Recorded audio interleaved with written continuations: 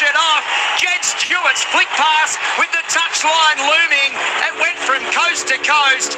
After the kick, it went through 7 million sets of hands, and it's Hudson Young who scores 10 points to nil in the kick to come from the corner with 10 minutes gone in the first half. That was incredible. Incredible play there from the Raiders. You're thinking, what's going on here? Somebody kicked the football, but they just kept it alive.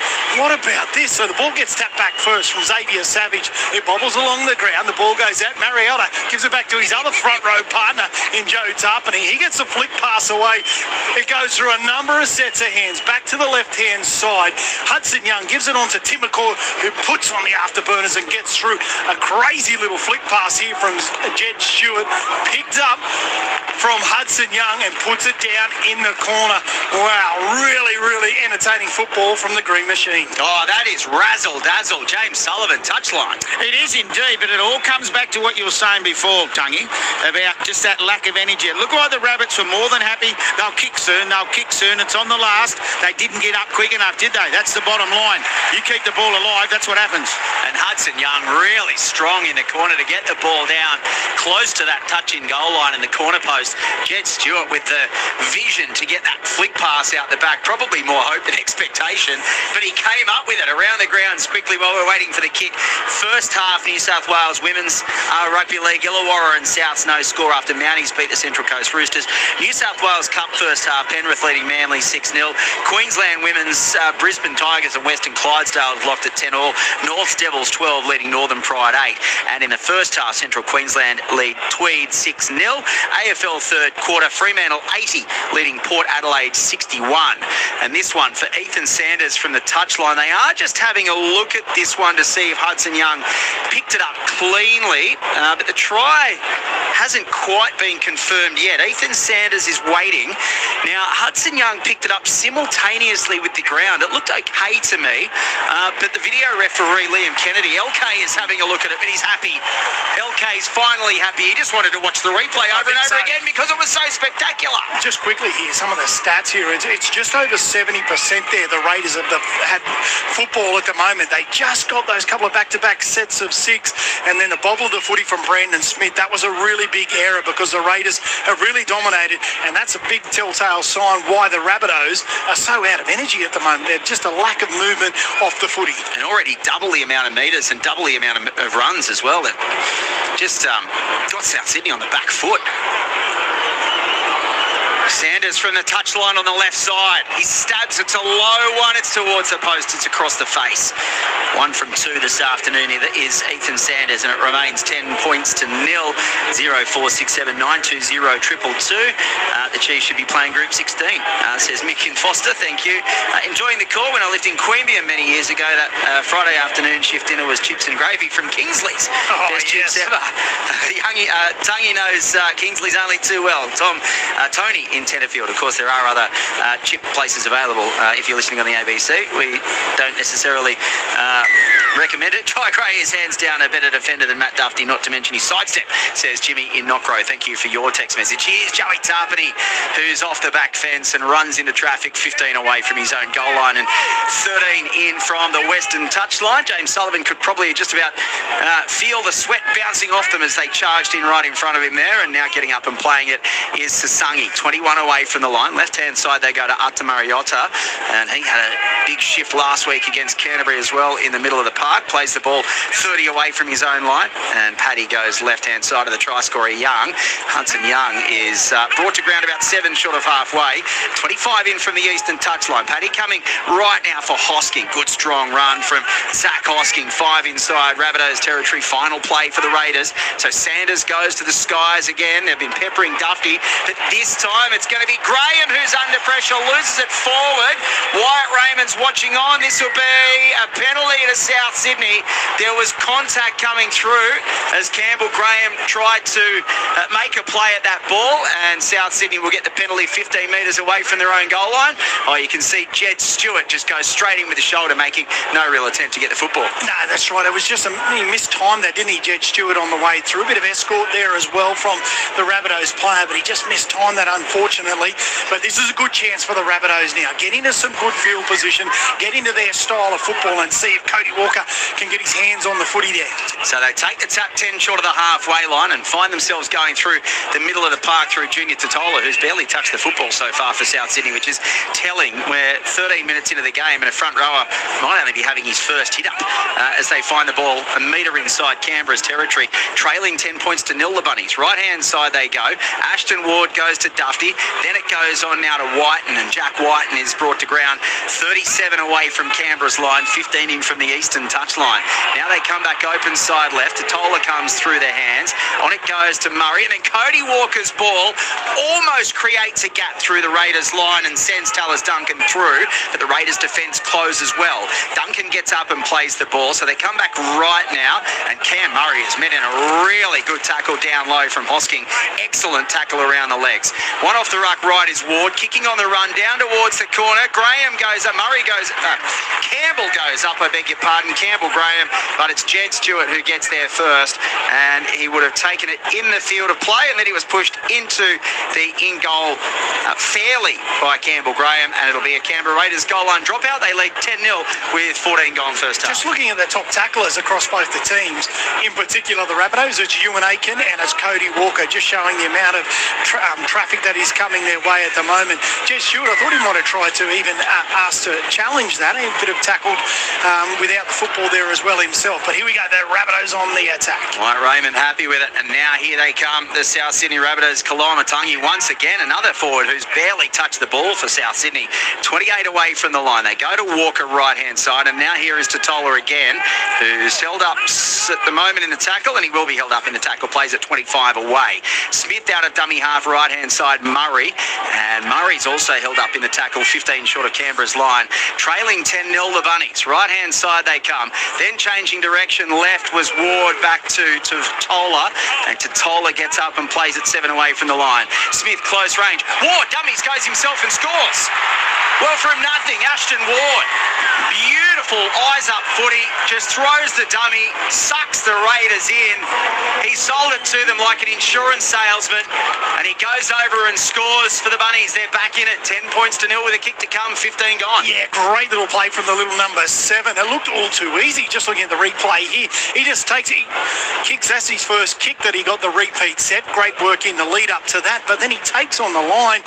Just Hudson Young just getting caught up a touch at the front there and just couldn't get through. He had all eyes for David Fafita, just opened up the space and Ward straight through.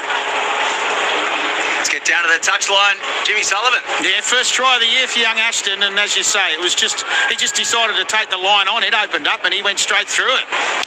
Yeah, of course, he was the first choice halfback, wasn't he, at the start of the season before he had that ankle injury, and once again now back to full fitness for the Rabbitohs, and they're just, there's no kicking tee at the moment. They might have to get the sand out. Surely Mal will have some sand still here from back in the day.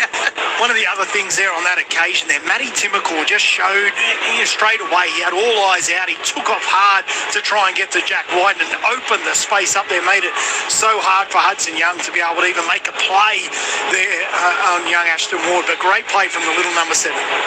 Thanks to Ants in Leven across the ditch. G'day Glenn Tungy and Sully, looking forward to the match. Always bleeding green, of course. Yeah, you certainly are, Ants. Great to hear from you. Let's make it a fortress and put the fear into the visiting opposition. Jeff and Damo driving back from Yeppoon to the Tweed after a cancelled fishing trip to Swains Reef.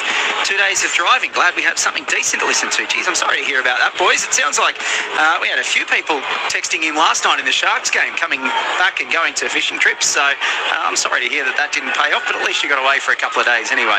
As the Rabbitohs and Ward, he looks to convert his own try. He's 10 in from the eastern touchline. Really nice play from the Rabbitohs halfback. The 22-year-old moves in and hits this one, and the touch judges like it. The flags go up, so Ashton Ward with a try and a conversion to start this game. 16 gone. Canberra 10, South Sydney 6 around the grounds in New South Wales Cup. Penrith leading Manly 12-0. In New South Wales Women's Rugby League, no score, Illawarra and South Sydney. And in the NRLW, there's been a try for the Warriors, 4-0. They lead the Cowboys. In the AFL three-quarter time, Fremantle's leading Port Adelaide 80-61. And in the Queensland Women's Rugby League, Western Clydesdales over the Brisbane Tigers 14-10 in the second half. North Devils lead Northern Pride 24-8. And in the first half, Central Queensland lead Tweed 10-0. We are back underway at Canberra Stadium. And it is the Rabbitohs who have the ball in hand after scoring their first try of the afternoon. Kaloa-Matangi will take the tackle, 20 away from his own goal line, 19 in from the western touchline. One off the ruck they come, and the Canberra Raiders looking to muscle up in defence here as Ewan Aitken plays the ball 28 away from the line. Then they go to Totola. That's a strong run from Junior, and it takes Tarpany and Mariotto, the big boys for Canberra, to stop him. He plays the ball and Smith scoots out a dummy half, and Brandon Smith is 5 short of halfway. Maybe a bit of contact there for Ethan Strange, who stayed on the ground, kind of grabs at his face. He gets up again, and it doesn't look great for Ethan Strange as he slowly gets back. But in the meantime, Canberra have got a defender kick here. It's a great kick from Ward. Weeks goes without it. It thought it went backwards. It looked like it went backwards for sure. Wyatt Raymond is saying it's gone forward. It's a knock on. They might challenge this one here, Canberra. Kaio Weeks was a metre in front of the goal line, then it went in the in goal, and it's at the moment going to be a South Sydney ball 10 away from Canberra's line after a really good kick from Ashton Ward. That might be a bit unlucky there with 22 and a half to go in the first half. Yeah, it does look like that, or whether it's just as he turns his body, but either way, the Souths are going to be on the attack. Now, the last couple of sets, the one big sign that's worrying for the Raiders here, they are letting the South Sydney players stand a lot in the tackles, not getting them on the ground. They're just getting that extra half a second with the play the ball, giving them some momentum. So something they need to fix quick. I think Sully saw what happened as Strange, so we'll get down to him in just a moment. But the Rabbitohs are on the attack, and Ewan Aitken has the ball 7 away from the line, centre field. He'll get up and play it for Smith. Smith comes to the right, one off the ruck, and not being able to find a way through is Cam Murray. He'll get up and play the ball 3 away from the line, centre field. Smith comes left now. Ward's there, gets it away to Walker. Out the back's Dufty. Good pass close to the line, and good tackle as well to stop Tallis Duncan 8 away from the line. That was the winger there, Xavier Savage. That was a really good tackle from Xavier Savage. Here's Junior Totola now 10 away from the line. He'll get up and play the ball for Smith. Right-hand side they come. Ward takes it to the line. It's touched by Ethan Strange and gone forward. He looks to race away and score, but Wyatt Raymond was there. He got that one right. Strange definitely knocked that one down as he tried to go for the intercept. Hits the ground, and he can't run away and score. So South Sydney will get another full set here, 10 away from the line, with the Raiders leading the Rabbitohs 10 points to 6. 21 and a half to go first half. Touchline, James Sullivan. Yeah, good news. You talk about Ethan Strange. I think the big thing, he just copped an accidental head from Brendan Smith and got a pretty tough old melon, hasn't he, Brendan Smith? So that's what I'll tell you what, if you're a South Sydney fan, you're very happy with Ashton Ward. As you know, he signed a contract extension during the week, and I tell you what, he's starting to let him know. Yeah, absolutely. Left-hand side comes South Sydney. Great tackle from Sanders. 1-on-1 to stop Dufty. 8 away from the line. Waiting at dummy half, Duncan. Right-hand side, Aitken continues on for Kaloa-Matangi. He straightens towards the posts, and he's held in centre field, 7 away from the line. A quarter of this one gone. South Sydney gets 6 again. Slow to get out of the ruck there, the Raiders. Smith dummy half, right for Ward. Changes direction and trying to find a way through, but unable to there now on the right-hand side is Whiten. Playing it for Smith. They go to the right-hand side for Feeder. He's got one arm loose, tries to get the flick pass out, but the Raiders wrap it up. A metre in from the eastern touchline, 10 away from the line. David Fafita gets up and plays the ball. Ward's waiting at first receiver. They continue left for Murray, and Cam Murray is held up 8 away. He can't get the offload away. He's held. So Smith scooting out of dummy half right. Oh, now there is the intercept. Junior Totola's thrown it straight to Ethan Strange as he got the pace. Dufty's closing in on him on the 40-metre line at the other end of the field. He's got Kaio Weeks in support. They will go coast to coast here. They were going to catch Strange. They're not going to catch Weeks. Kaio Weeks finishes the job. Ethan Strange took the first 60 minutes and then threw the baton in the Raiders relay. And Kaio Weeks scores in the corner. 14 points to 6 with a kick to come. 20 gone, and that was when South Sydney were attacking the line. What about some of the tries that we've seen this afternoon from the Canberra Raiders? It was building really nice down the other end for the South Sydney Rabbitohs. Their right-hand side, some good signs with David Fafita trying to get his hands on the footy and trying to take them on this occasion. He jumps up into the line. He knocked the first one on there when he came through, but this time Ethan Strange puts out that left mid and takes off. But what about Dufty? The speed to come across. He steps off that big left foot once again. And who else to look to but Kaio Weeks? The flowing locks in the background and runs and scores deep in the right-hand side. What a try from the Canberra Raiders, number 1. Yeah, Ethan Strange's step to stop in front of Dufty and change direction does just enough to avoid Dufty making the tackle. If he kept going, he would have been tackled one-on-one. So he does really well to just prop and get the ball away to Weeks. Touchline, James Sullivan. Yeah, you're exactly right, Tungy. That's twice now. Strange has just been looking for that intercept. And I tell you what, he looked up to the right. He's going, help, boys, help. Because who was outside jogging up? Xavier Savage as well. Yeah, if it wasn't going to be Kaio, it would have been Xavier, that's for sure. And Kaio just showed so much speed there. He's a former sprint champion at Newington, so he can certainly get the 100 metres done. He only needed to go 35 there. And now Sanders from the right-hand touchline. He missed one from the eastern touchline earlier. His first one was almost right in front. This one from the better side for the left footer, and he makes no mistake. That looked really good off the boot right in front of us. So he's 2 from 3, and Canberra leads 16 points to 6. We've had just over a quarter of the game gone, 18 to go first half. Around the grounds in the NRLW, Warriors 4, Cowboys 0. South's leading Illawarra 4-0 in the New South Wales Women's Rugby League. First half, New South Wales Cup, Penrith leading Manly 18-0. And in the AFL, fourth quarter, Fremantle 81, Port 62, 0467 920 222. Thanks to the gear steward. Strange things happen with the Ethans in the nation's capital indeed. Hi Glenn, welcome back. Missed you calling the games. LC Kim in Cairns. Thank you guys for your text message. It's nice to be back in the nation's capital after a month in the sunshine, but beautiful sunshine here in Canberra as well this afternoon. It's actually quite warm in this box. I've got the jumper off, so who could complain? That's right. Thinking you were going to come to Canberra and it was freezing cold. But here's Zach Kosking now, and he takes a good hit up through the middle of the park, 32 away from the line. Canberra 16-6, 18 to go first half. Really good start by the Green Machine. Rabbitohs got one try back through Ashton Ward, but they've been second best for most of this first half as Young, who's a try scorer, gets up and plays it left-hand side for Ethan Strange and trying to find a way through is Matt Timacor. Can't get the offload either. He's wrapped up in the tackle on the last. 3 inside Rabbitohs territory. Right-hand side now. Sanders is going to put another one of those belly kicks up. It's floating up, and Johnston does well, almost down on one knee. And he had Jed Stewart bearing down on him as well. In fact, Noah Martin was there, and he whacked Alex Johnston soon after he took the ball, but he held onto it nicely. Now left-hand side is Tallis Duncan. He plays it 30 away from the line, and they will continue to the left as well through Ewan Aitken, who's 8 short of the halfway line. So a good start to this set from South Sydney. Walker at dummy half. He didn't have anyone to pass it to there, so he held it up and got rid of it to Murray. And Murray on the halfway line on play 4. Was it play 3? I think it's play 3. Yeah, he gets up and plays the ball right on the halfway line. No, it was play 4. And now final play is Kaloa Matangi, 5 metres inside Raiders territory. So he gets up and plays it. And out of dummy half, right-hand side, they made their first interchange. Jamie Humphries is on, and he goes to the right where Ward pits the high kick up for Jed Stewart to take it and return it into the centre of the park. 8 away from the line. He's leading his Raiders side 16 points to 6 over the Rabbitohs. 16:40 to go first half. Yeah, I don't think it'll be too long until Ricky looks at his bench as well. I think he's done a really great start there. Tarpany and Mariotta, who was brought into the lineup here. Simi Sasangi strong on this right edge. Holds on to that football.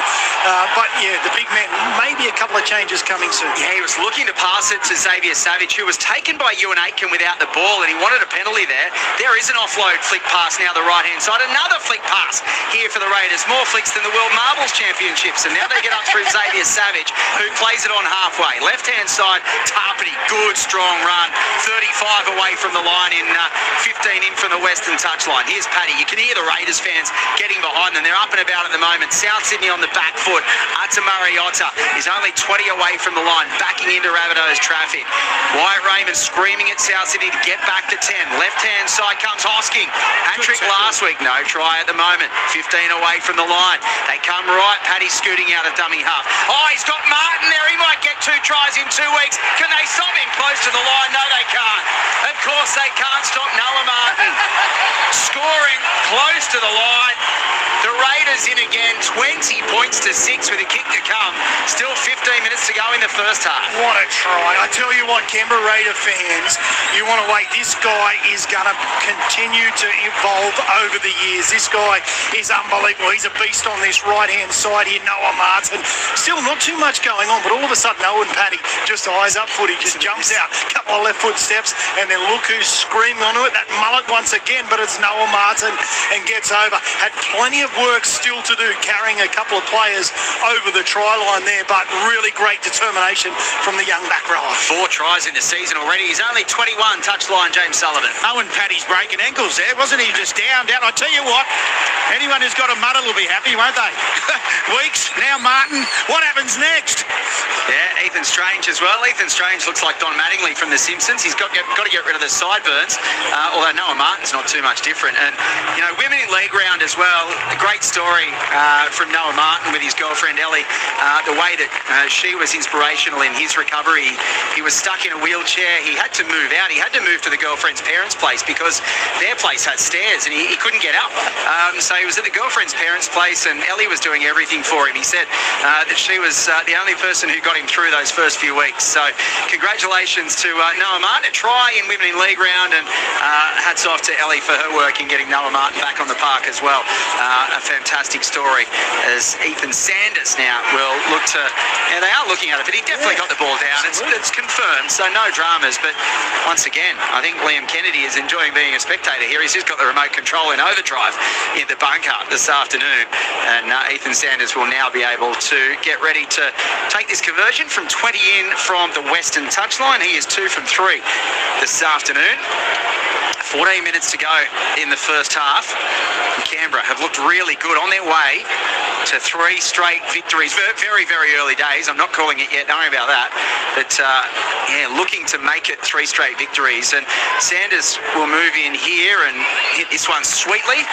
So 3 from 4 now. And what about this stat? The last 5 games that these two teams have played, Canberra have scored 32, 32, 33, 36 and 36. Okay, They've already got 22, so they have to slow down a bit if it's going to continue. They scored 40 for the first time last week, but as I said, a long way to go in this one. Around the grounds in the NRLW, Warriors still leading Cowboys 4-0, and South Sydney leading Illawarra 4-0 in New South Wales Women's Rugby League.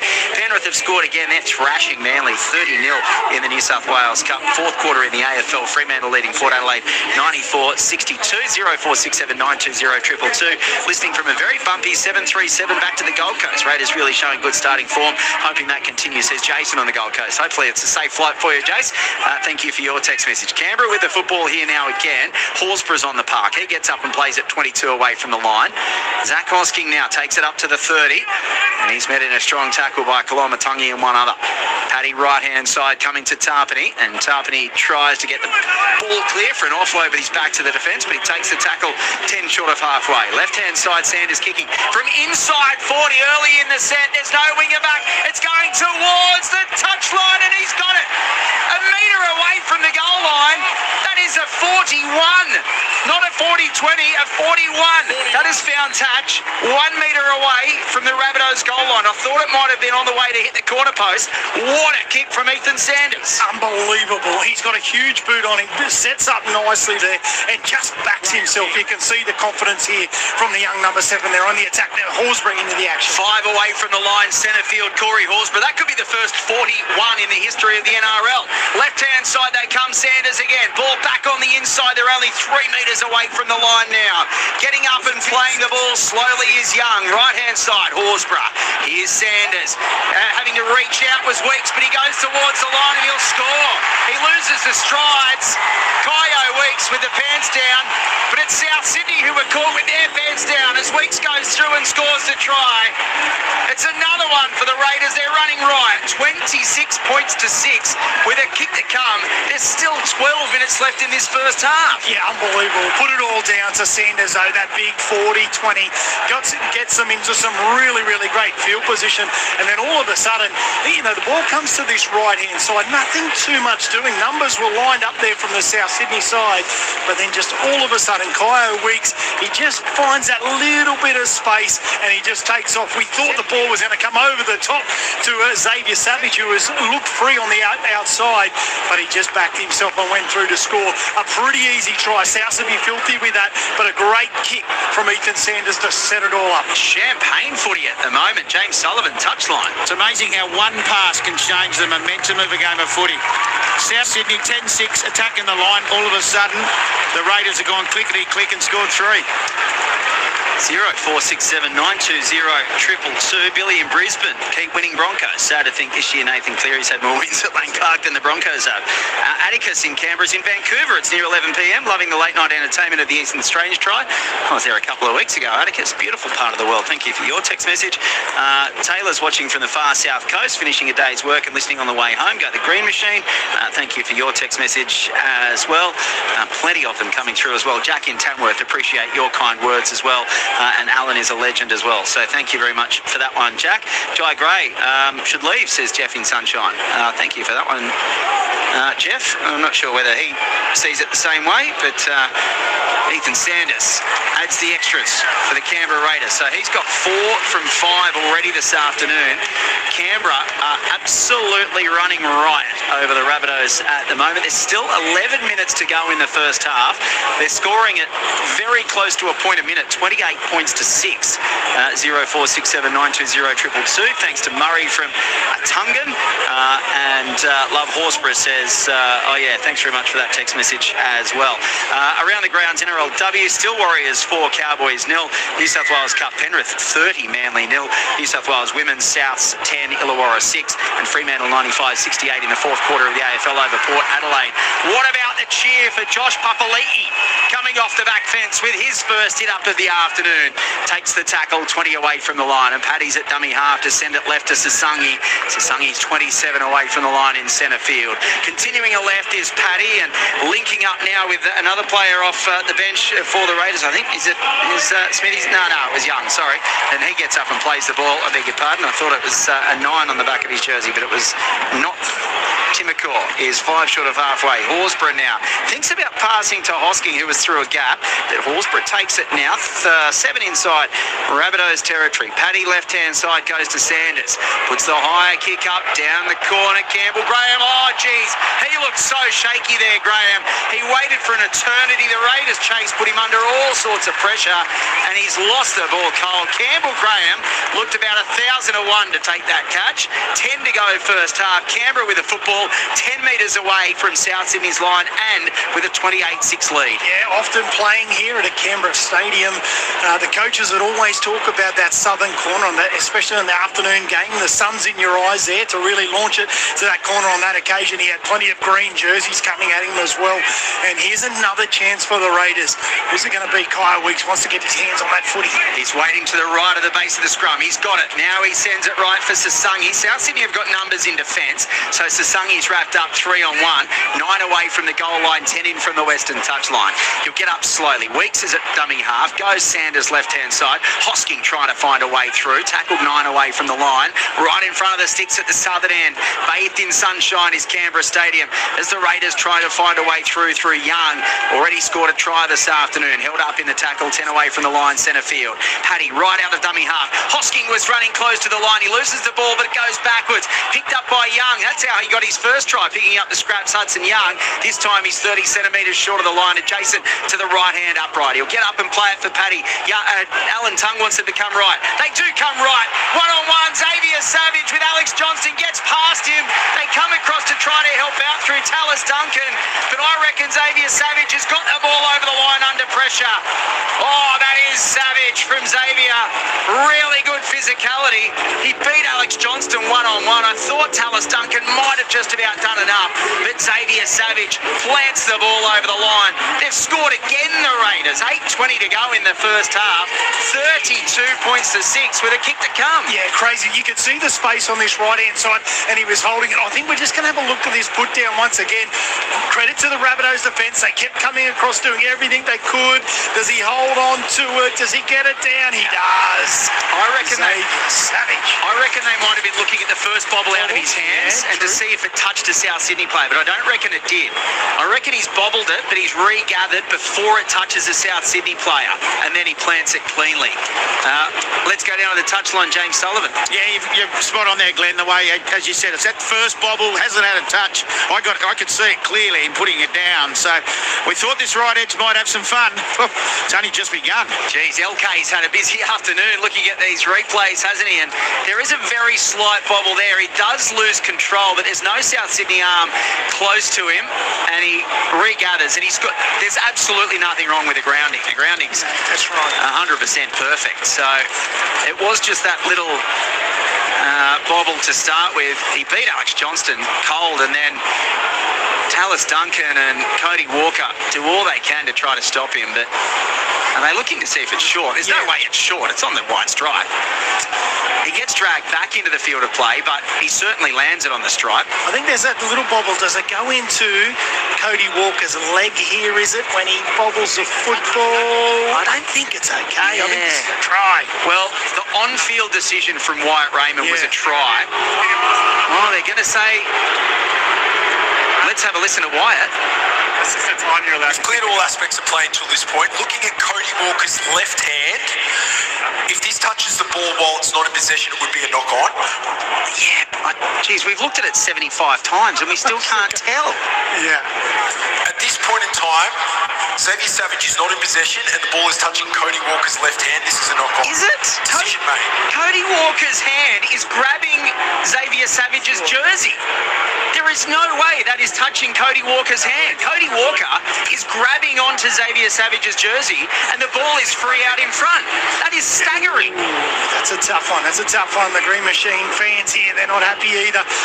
Anyway, they've got to move on with that in South Sydney. This is a really, really important set for them. They're getting points put on them left, right and centre here at the moment. They really need a big set of cities here to get some points here before half-time. Well, the Raiders fans aren't happy. You can hear them in the background as well. They are letting Wyatt Raymond know. So South Sydney do breathe a sigh of relief. 28-6 they trail. They do have the ball at their own end though. Whiten is 18 metres away and 15 in from the eastern touchline. It barely touched it. Oh no, Campbell Graham splits the Raiders up towards halfway. That's something they need. And then the Raiders come over the top. It wasn't a great tackle there from Hudson Young. He was trying to run back and stop Campbell Graham from behind, and he goes straight over the top of Campbell Graham, grabs him around the neck and gives away the penalty for the high shot just inside South Sydney's territory. 8 minutes to go first half. Canberra 28, South 6. Yeah, it's a high one there, yeah. Oh, deep and strange, Yeah, that's right. But I tell you what, this is what South Sydney can do. They've got strike. They've got individual players that can just do something out of nothing. They're in good field position here now. See what they can do. Hudson Young came across afterwards and tripped over the melee after Ethan Strange copped him. 33 away from the line, South Sydney. They need to score here. 7:50 to go in the first half. Trailing 28-6, and Kalamatangi has it now. 23 away from Canberra's line. He'll get up centre field and play it. Waiting for it at dummy half is Humphreys. Right-hand side they go through their hands to Dufty, and Dufty goes towards the line. 10 away and 20 in from the eastern touchline. Canberra's goal line defence tested here. Right-hand side short, they go for Feeder. That's a good tackle. Only a metre or two away from the line. That was Papali'i. Left-hand side, they come through the hands of Ashton Ward. Murray now Walker. Left-hand side, Tallis to Johnston. Alex Johnston, the game's greatest ever try scorer, loses it a metre away from the line. Cody Walker dives on it, but this will be no try, I fancy. Wyatt Raymond says no try. They got a knock on by Cody Walker. Well, they're looking at whether there's a knock-on by Cody Walker. I thought Johnston might have lost it before Cody Walker lands on it. Let's have a look here, Tungy. Yeah, that's right. He steps off that left foot there, Johnson. The ball doesn't come free here. It's well, that might Savage. I think he's in the tackle there. It's not like he's going for a stripping. Well, it'll be one-on-one Xavier anyway. Savage is just making a tackle. Okay. He then slips off. Alex Johnston then knocks the ball on. Okay. Decision made. They're saying that even with Xavier Savage's touch, it's a loose carry from Alex Johnston. So that's really good defending there from Xavier Savage to force the error from Alex Johnston, touchline James Sullivan. He did read it beautifully, did Xavier, because he came up and it looked like Johnson had him on the outside, but then he just slipped straight back. Great effort. 0467920222. Cody, Souths must have switched off. Wonder why. If the sides could swap one player each way at half-time, who would Souths want from the Raiders, Tungy? Oh, wow, there you go. That is big. I think through the middle, the Raiders have been way more dominant at the moment. Mariota and Tarpany, the start of the game, but Owen Paddy's creativity too. Geez, you'd like that on the other side. I reckon Owen Paddy has started so many of these attacking raids, hasn't he? As Jed Stewart plays it 30 away from the line because of the speed out of dummy half and the service that he gives. As Paddy at dummy half now comes left. Here's Strange at first receiver, and then it goes on to Hudson Young. Geez, South Sydney would have plenty to pick from, wouldn't they? They wouldn't know who to choose. 8 metres short of halfway. Young gets up and plays the ball right for Horsburgh. Gets it away now through the hands. It ends up with Weeks, and then finally over on the left, right-hand side to Sungy. He's 7 metres inside Rabbitohs territory. Plays it now for Weeks at dummy half, and Sanders with another high bomb. Testing Dufty here. He takes it well. 9 away from the line, and then a good chase. Wraps him up on the deck. Corey Horsburgh leading the charge. So once again, South Sydney through Graham will have to do the hard yards, and he's been whacked by Papa. Yeah, good shot there too. The Raiders really didn't need to, their defence is really stiffened up here at the moment, but you can just look at the Rabbitohs attack here at the moment. You can throw a hanky over them. They're so bunched up. They're starting to fan out a little bit now. They need to get some more movement off the footy. Well, it could be drama here from Ethan Sanders. He just pulled out of that tackle, grabbing his left arm. It might be a stinger. He's just trying to flex that left elbow. We'll watch Ethan Sanders. He's going to go to the wing and defend, but it doesn't matter because on the last play, South Sydney kick, and it is sitting up beautifully in the end goal. Geez, that looked like it was going to be way too deep, and it just bounced on its belly and sat up in the end goal beautifully. But there was plenty of time for Kayo Weeks to bring it out to the 20-metre line. So they have the ball 20 away, and South Sydney doing some decent defence here as well. There is Jed Stewart. Plays the ball for Paddy, then left-hand side Savage. Xavier Savage is 27 away from the line. They still lead 28 points to 6, the Raiders. 5 minutes to go in the first half. James Sullivan, Alan Tung on Glenn Lauder on ABC Sport NRL Saturday. Great to have your company. ABC local radio via the Listen app and also via ABC Sport Digital, with the Raiders 6 short of the halfway line on the final play as they get up and play the ball through Horsburgh. Left now. Sanders looks like he's got over that arm injury. He puts another high kick up in the air. More drama here for Souths, but Dufty has been pretty good under the high ball. They've peppered Graham, but Dufty's come up well every time. 20 away from the line. He gets up and plays the ball, and they go short right-hand side for Campbell Graham, and he's tackled 27 away from his own goal line. 4.5 to go in the first half. The first of 3 games on NRL Saturday here on ABC Sports, so don't go anywhere. Off to the boardroom next for the next game between the Warriors and the Dragons, and then the Bulldogs Tigers with Brett Sprigg and the team later on this evening from Stadium Australia, as the Rabbitohs find themselves 5 short of halfway. Walker comes left for Dufty, tries to find a way through, brought to ground 10 inside Raiders territory on the last. Walker scoots out a dummy half left, and then Ewan Aitken is left to kick down the channel. Weeks picks it up on the bounce comfortably, thinks about passing across the face of goal, takes it himself, and he's brought to ground 15 away from his own goal line. It's Raiders 28, Rabbitohs 6, 4 to go first half. Yeah, this is important here for the Rabbitohs. They really need to see if they can get an error from the Raiders, whatever they can do. I'm just watching a really good battle. Simi Sasangi trying to do. There's plenty of words going back and forth with him and Cody Walker. A bit of a high shot there before, but they're certainly trying to target Cody Walker on this right-hand side. And here they come again, the Raiders down this right side. Sasangi gets a quick pass away, but it goes behind, and finally Noah Martin, who's out on the bee sting here, picks it up going backwards and dives on the 20 away from his own goal line. Here's Sasangi again. Noah Martin getting a rest. I wonder if he's all okay out on this right wing, and Sasangi plays it 30 away from the line. Left they go. Sanders, another deep spiralling kick kick. Dufty lets it bounce, and then it takes a big right-hand turn. This could be another 40-20. Dufty bats it back, loses it backwards as he goes over the touchline.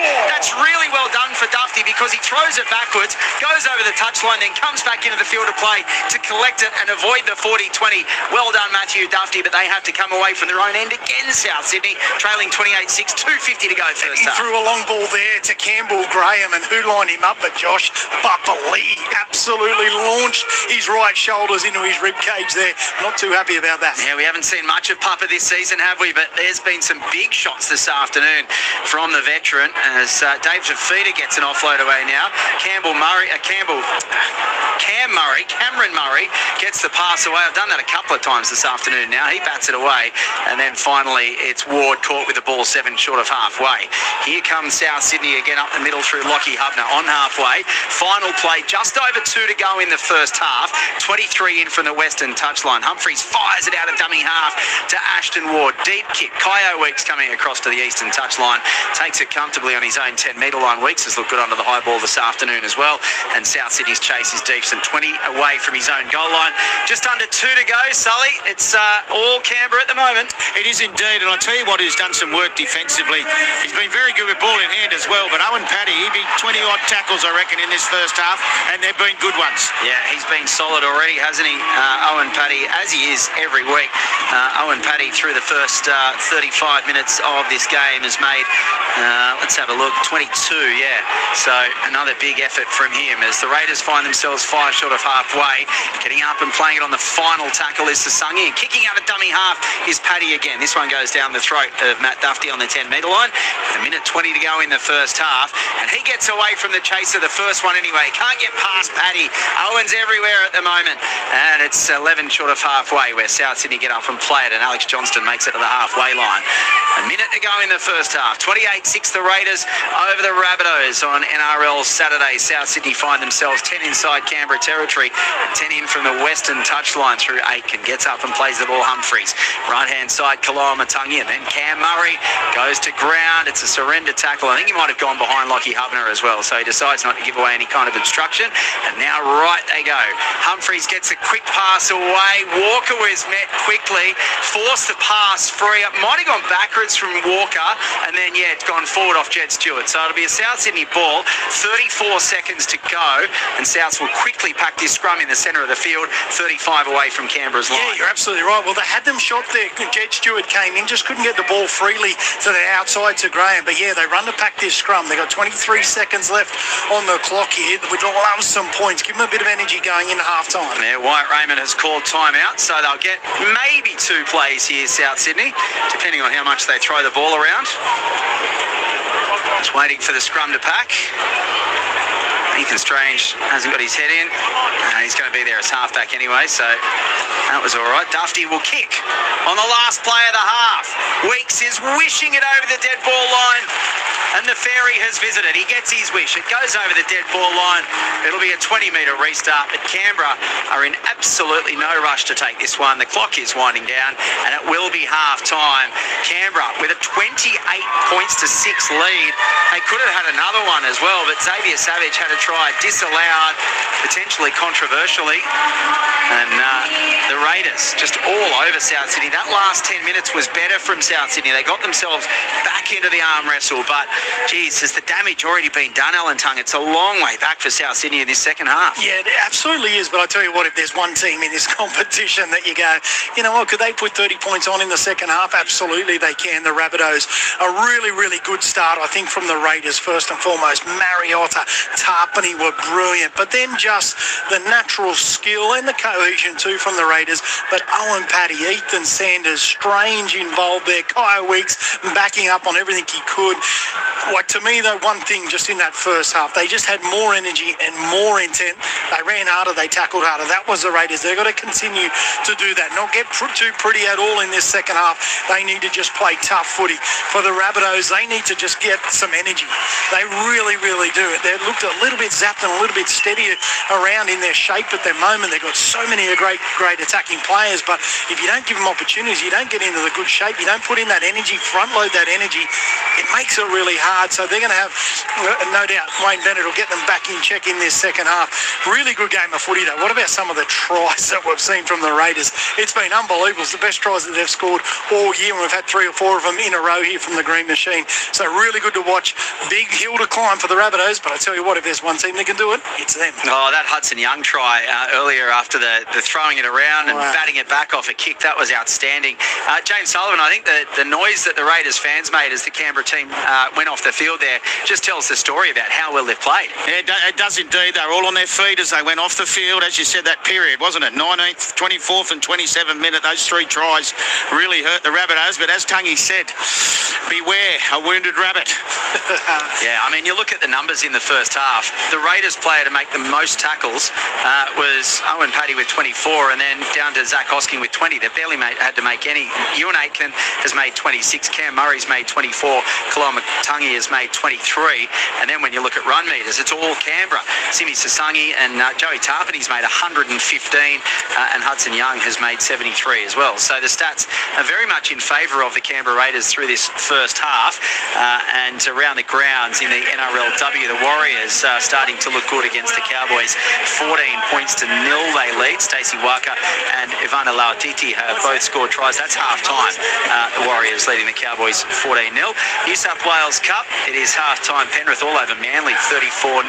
Newtown leading Newcastle. Newtown and Newcastle 6-all in the first half of that game. Queensland Women's Rugby League second half. Central Queensland lead Tweed 18-4. There were wins for Brisbane Tigers over the Western Clydesdales and North Devils over Northern Pride. And full-time in the AFL, Fremantle's beaten Port Adelaide 103-75. 0467 920 222. Shout out to the Dawson Mine Green crew. Charlie Harley is having more of a go at work today than the Rabbitohs are today. Cheers, Piggy Riddell. Thanks, Piggy, if that is Piggy in Moora. I don't think it's Piggy up there in Moora in Queensland. Thank you very much to the Gear Steward. Great game, great call. And Alan, thank you very much for that one. Oh, yeah, I can see that number. Thank you, Mum. Is there a Rabbitohs call digital channel this afternoon? Unbelievably one-sided. The ball clearly touched Cody's hand while not in control. Only Channel Raider couldn't accept it or see it. Pete in Petersham. Well, Pete, we're only seeing it how we can call it. And to be fair, I'm watching the big screen through binoculars. But from what I saw, that clearly looked like it didn't touch Cody Walker's arm. So apologies if I was wrong. But there is not a Rabbitohs digital call. And when it's 28 points to 6, it's hard not to be one-sided. At what point will you Canberra-based commentators become calm and just call the game instead of adjudicating, says George. Well, I'm not Canberra-based, so thank you for that one. Thanks, Cody. I think I got to that one as well. Jim in Gloucester, thank you very much for that one. Newey John, appreciate that. Oh, yeah, whoever developed ABC Rapid should get Australian of the Year. Thank you for that. Stuart at Aspley, great to hear from you as well. Gaz at Liverpool. Rocky John as well. Josh listening from Sawyer Park. Go the Maggies, indeed, up there at Arimba. Thank you for that, Josh. Really enjoying the call. Great to see the Raiders doing well again. Rog from Storm King in Queensland. Thanks to Ali in Appin. Thanks to Aaron. Thanks to Jeff. Murray as well. Plenty of text messages coming through on 0467 920 222. So half-time, Kyo Weeks with a double. Owen Paddy, Hudson Young and Noah Martin all scoring tries. Ethan Sanders kicking 4 from 5. Ashton Ward with the only try of the half for South Sydney. Converted it as well. 28 points to 6 at half-time. The second half on the other side of this. And also a preview of the second game. The Warriors at home to the Dragons. We'll hear from Luke Lewis, Mike Carianis and Andrew Moore on the other side of ABC News.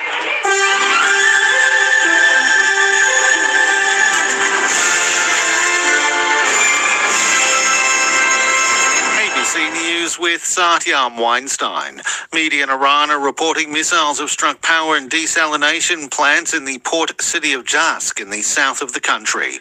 Larry Buttrose reports. It comes as the US military says it's now completed a 7th day of strikes, with Iran still launching counter-strikes on US allies in the Gulf region. The US says aircraft, drones and warships took part in attacks, hitting surveillance sites, military logistics infrastructure, underground weapons storage and maritime capabilities. Iran says 8 people have been killed and at least 5 bridges struck. It comes after US President Donald Trump this week reiterated threats to hit Iranian energy plants and bridges. While after earlier such threats, US international law experts warned attacks on civilian infrastructure may constitute war crimes.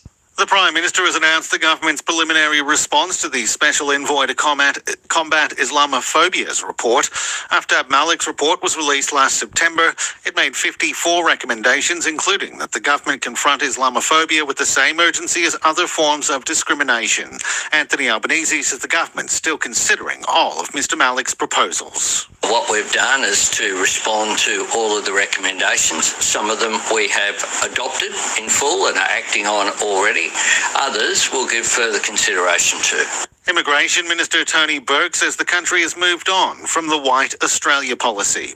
In an interview with far-right activist Tommy Robinson, One Nation leader Pauline Hanson singled out the end of the policy as the beginning of migration issues in Australia. Mr Burke says he's shocked by any talk of the White Australia policy, which was formally dismantled by the Whitlam government in 1973. I never thought when I entered Parliament that in my political lifetime anyone who'd been elected to Parliament would be calling for White Australia. I thought we were in a country where everybody just accepted that we had moved on and we were better because we'd moved on. The federal government has updated its travel advice for Laos, telling Australians to exercise a high degree of caution. Authorities there have laid charges over a mass methanol poisoning which killed Australian teenagers Bianca Jones and Holly Morton Bowles in 2024. The charges may only result in a short prison sentence and a fine. The new Smart Traveller advice, the government signalled out Laos' legal system, saying it may not provide transparency or justice, particularly in criminal cases. The US Homeland Security Secretary Mark Wayne Mullen has vowed to aggressively pursue voter fraud cases ahead of November's midterm elections. Mr. Mullins introduced election officials to check voter rolls for foreign nationals in the states of California, Pennsylvania, New Jersey, and Nevada. He says anyone voting illegally will be dealt with swiftly. If you are an illegal or you're voting illegally, we will hunt you down, we will find you, and we will prosecute you. US President Donald Trump has hit out at Canada as raging wildfires send smoke drifting into the United States. Mr. Trump says the US is being invaded by filthy air, in his words, and is threatening to add smoke damage costs to tariffs leveled on Canada.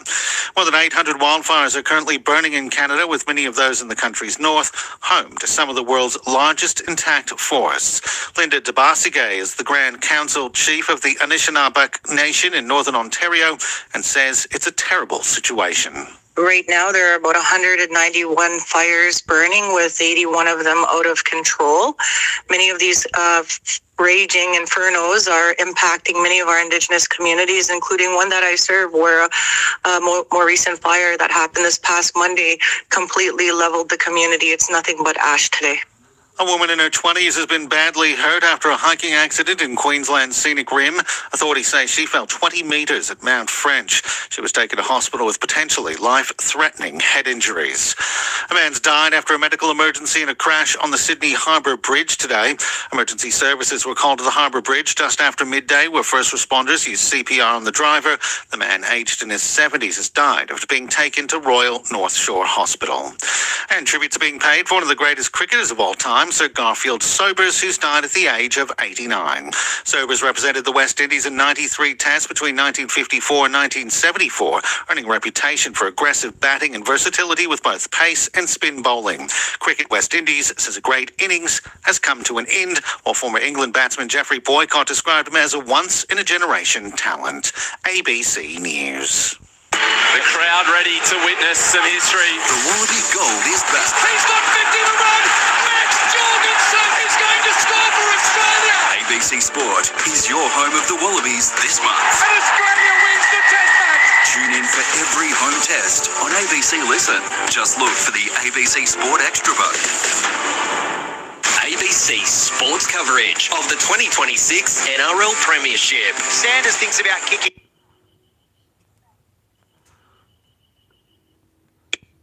Prize of the season, Hudson Young is there to finish it off. Totola gets up and plays it 7 away from the line. Smith close range. Ward dummies, goes himself and scores. Well from nothing, Ashton Ward. Beautiful Beautiful eyes up footy, just throws the dummy, sucks the Raiders in.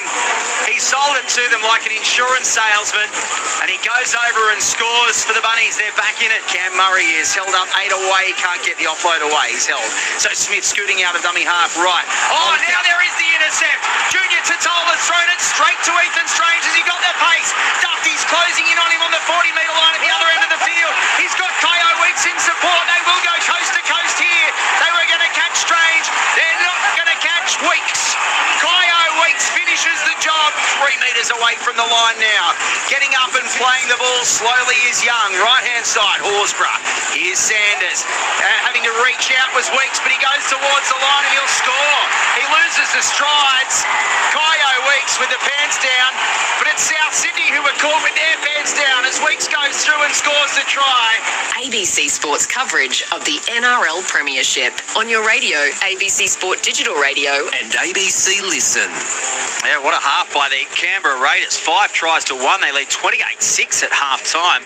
The first of 3 games on NRL Saturday on ABC Sport.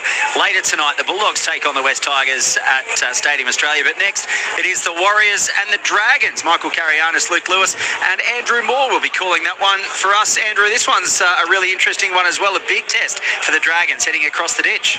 Yeah, it's tough for them, Glenn, no doubt. The Warriors have won 5 of their last 6 games against St George Illawarra, and the Red and the Whites have not won in Auckland since 2011. The Warriors come into the game sitting nicely in 3rd position on 28 points. They'll regain 2nd ahead of the Roosters with a win, and the Dragons remain last, albeit with some improved performances on 10 competition points. Just waiting for finalisation of the 2 teams. Murata Niokore out for the Warriors off the bench, replaced by Chance Nickel-Klugstar. Referee Jared Cole. Chris Butler in the bunker. Luke Lewis is here with me in the boardroom. Louis, good afternoon to you. Hope your throat's doing all right. And the Warriors, mate, they've been so good all year, haven't they? Especially at home. They have. They've been absolutely amazing. I love the way they've been playing. They're very patient. But I thought last week, watching them against the Tigers, the inclusion of Fisher Harris was massive. Yeah. You got to remember who's coming back this week. You got Kirk Capewell. You got Mitchy Barnett. I think their 2 back rows, Ben in particular, has been playing outstanding. And then you got Aaron Clark as well. I think has been absolutely amazing for him. So I find it very hard for the Dragons to go to New Zealand and get this win, but I reckon the Warriors should put an absolute number on them today. It'll be interesting, Michael Carianis. Welcome back to you, because the Dragons, again, their effort's been just fine, even if their execution for the most part is not. But there are improving signs and promising signs, especially with some of those young forwards. Yeah, they have improved, Andrew, over the last couple of weeks, and it's an important game for Dean Young, knowing the coaching situation will get presented to the board on Monday. So it's probably his last chance to convince the club bosses that that he's the man for the job. So you're tipping? Warriors. You're tipping? Warriors. And I'm tipping Warriors as well. All right, let's go back to Canberra Stadium. They're putting on a bit of a clinic, the Green Machine, Glenn Lauder. Yeah, they are, Andrew. Thank you. Although South Sydney did look slightly better in the last 10 minutes before half-time. Canberra's really did the damage between the 19th minute and the 27th minute with 3 tries in 8 minutes. And South Sydney have slowly got back into the wrestle, but at 28 points to 6 at half-time, it could be a long way back for them. And South Sydney were out a minute or 2 earlier than Canberra as well. So you just wonder, Alan Tongue, what Wayne Bennett would have had to say to them at halftime. Maybe not much. Yeah, that's right. I think, wise words from the coach, no doubt, but get him fired up. But certainly needed some more energy, some more shape off the football to be able to do that. Some good signs, though. David Fafita just trying to get his hands on the ball, even just one off the ruck, just charging hard. So some good signs there. And Jack Whiten playing a really good game there too. But just feels like, haven't seen the best of Cody Walker and his lethal left edge just at the moment. Canberra getting us underway, kicking towards the northern end of Canberra Stadium, and Keon Kalamatangi with the first hit up of the second half, 10 away from his own goal line. They go to the left, one off the ruck is Ewan Aitken, and he's 16 away, 20 in from the eastern touchline as they come back to the middle of the park through Lockie Hubner, met by 2 Canberra Raiders players. Owen Paddy with 24 tackles in the first half, gets another one there, and they come to the right. David Fafita, that's a really good strong run from the former Gold Coast Titan up over the 30 and past the 40-metre line. Makes about 14 metres there. Now, he wasn't happy with how long Hudson Young had held onto him, and he lashed out with his legs as he was getting up to play the ball, and he copped Hudson Young, but the referee was happy to play on. Final play for the Rabbitohs. They're just a metre inside Canberra's territory. Kicking from the right edge is Ashton Ward, and taking it in the southwestern corner, Kyo Weeks, as the shadows really lengthen, covering pretty much the whole field at Canberra Stadium now. Weeks plays at 10 away from his own goal line, and Jed Stewart on the next play up towards the 10-metre line in centre field for Canberra. So the Rabbitohs, trailing 28 points to 6, would love to keep Canberra down this end of the field. It's what they were unable to do for large parts of the first half, and that is a really good tackle over on that far side, pushing Xavier Savage all the way back. Canberra on play 4 now are still only 9 metres away from their own goal line, as Zach Hosking tries to change that, but he's still 19 away. Final play, they're going to have to kick from really deep. Sanders from 19 away from his own line. It's a really good spiralling bomb though. Campbell Graham has to let it bounce, and Duffy will take it on his own 10-metre line. So that's another 70-metre kick from Ethan Sanders, and after being stuck in their red zone, the Raiders have made South Sydney start this set from only 30 away from their line, as Johnston has it on play 2, trailing 28-6. Well, it's been a really good start from the Rabbitohs. Plenty more energy with their intent in the run, but also defensively a really good set there. Yes, Ethan Sanders given a little bit of a get-out-of-jail free card there with that big torpedo punt down the other end. But some better signs from South Sydney in the moment. I was just keeping an eye on Ethan Strange as well. He went straight to the trainer from the Raiders. Something not right in that first set. Concern there for Ethan Strange, as Cody Walker has to reach out and grab one from the deck. Does well. Jack Whiten almost finds a way through, but Hosking grabs him by the bootlaces, 25 away from Canberra's line. Good start to this second half by the Rabbitohs. Ward kicks towards the in goal, and now the referee is saying that Kyo Weeks took it in the field of play, then ran over the goal line into the in goal area. That was very close. I thought Weeks might have been in the in goal when he took that catch, but the Raiders are going to start this set once again deep inside their own territory. Play 2, only 7 away from their line. Good defensive start to this second half by the South Sydney Rabbitohs. They do trail 28 points to 6, but if they can wear the Raiders down and get good field position, they might get some early points, as Sasangi plays at 18 away from his line. 20 in from the eastern touchline. Here's Big Papa, goes towards the 30, takes a few South Sydney defenders with him. They're all hanging off him as final play. Once again, Sanders kicking from inside 30. Campbell Graham has not had a good day under the high ball, but that one goes over his head. He turns around, takes it on the bounce, and he'll be able to return this one up over the 20-metre line and start this set 22 away from his own goal line. 4 gone second half. Raiders 28, Rabbitohs 6. Touchline, James Sullivan. Message from the dressing rooms, Wayne Bennett, as you can imagine, very, very short. We have not done anything we said we were going to do. Ricky Stewart, on the other hand, just keep up the energy. Thanks, Sully. Alex Johnston has it 11 short of halfway. They come right. Cam Murray and Ward gets it away to Walker. He slips over, and now Strange is clutching again. Strange went into Cody Walker, and he's still on the deck here. It looks like he was grabbing his right leg.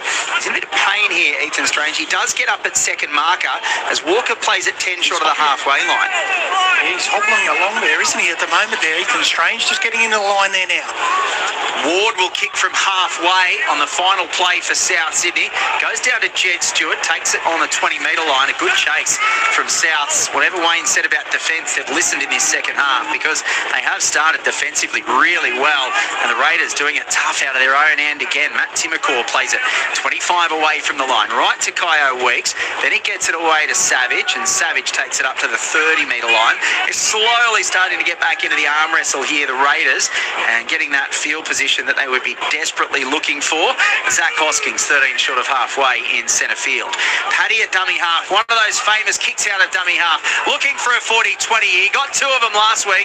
This one was a little bit too straight, and Duffy goes all the way back to the goal line to take it, but another good kick out of dummy half for Paddy, as Duffy takes the tackle 12 away from his line. Scooting out of dummy half is Graham. Raiders 28, Rabbitohs 6, 5 gone second half. He's just got that eyes up always. He's just looking for an opportunity for a lazy marker, just to give him a bit of space, and he nearly got it on that occasion.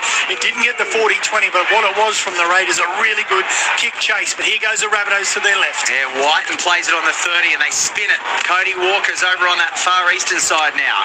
He goes far enough, and he decides to come back in the middle to Hubner. Hubner is 7 short of halfway centre field. Plays the ball quickly. They come to the right. Kalamatangi, good contact, and he finds himself 5 inside Raiders territory, but loses the footy. Good defending. Hosking picks it up for for the Raiders, and he'll start this set for Canberra, 5 short of halfway.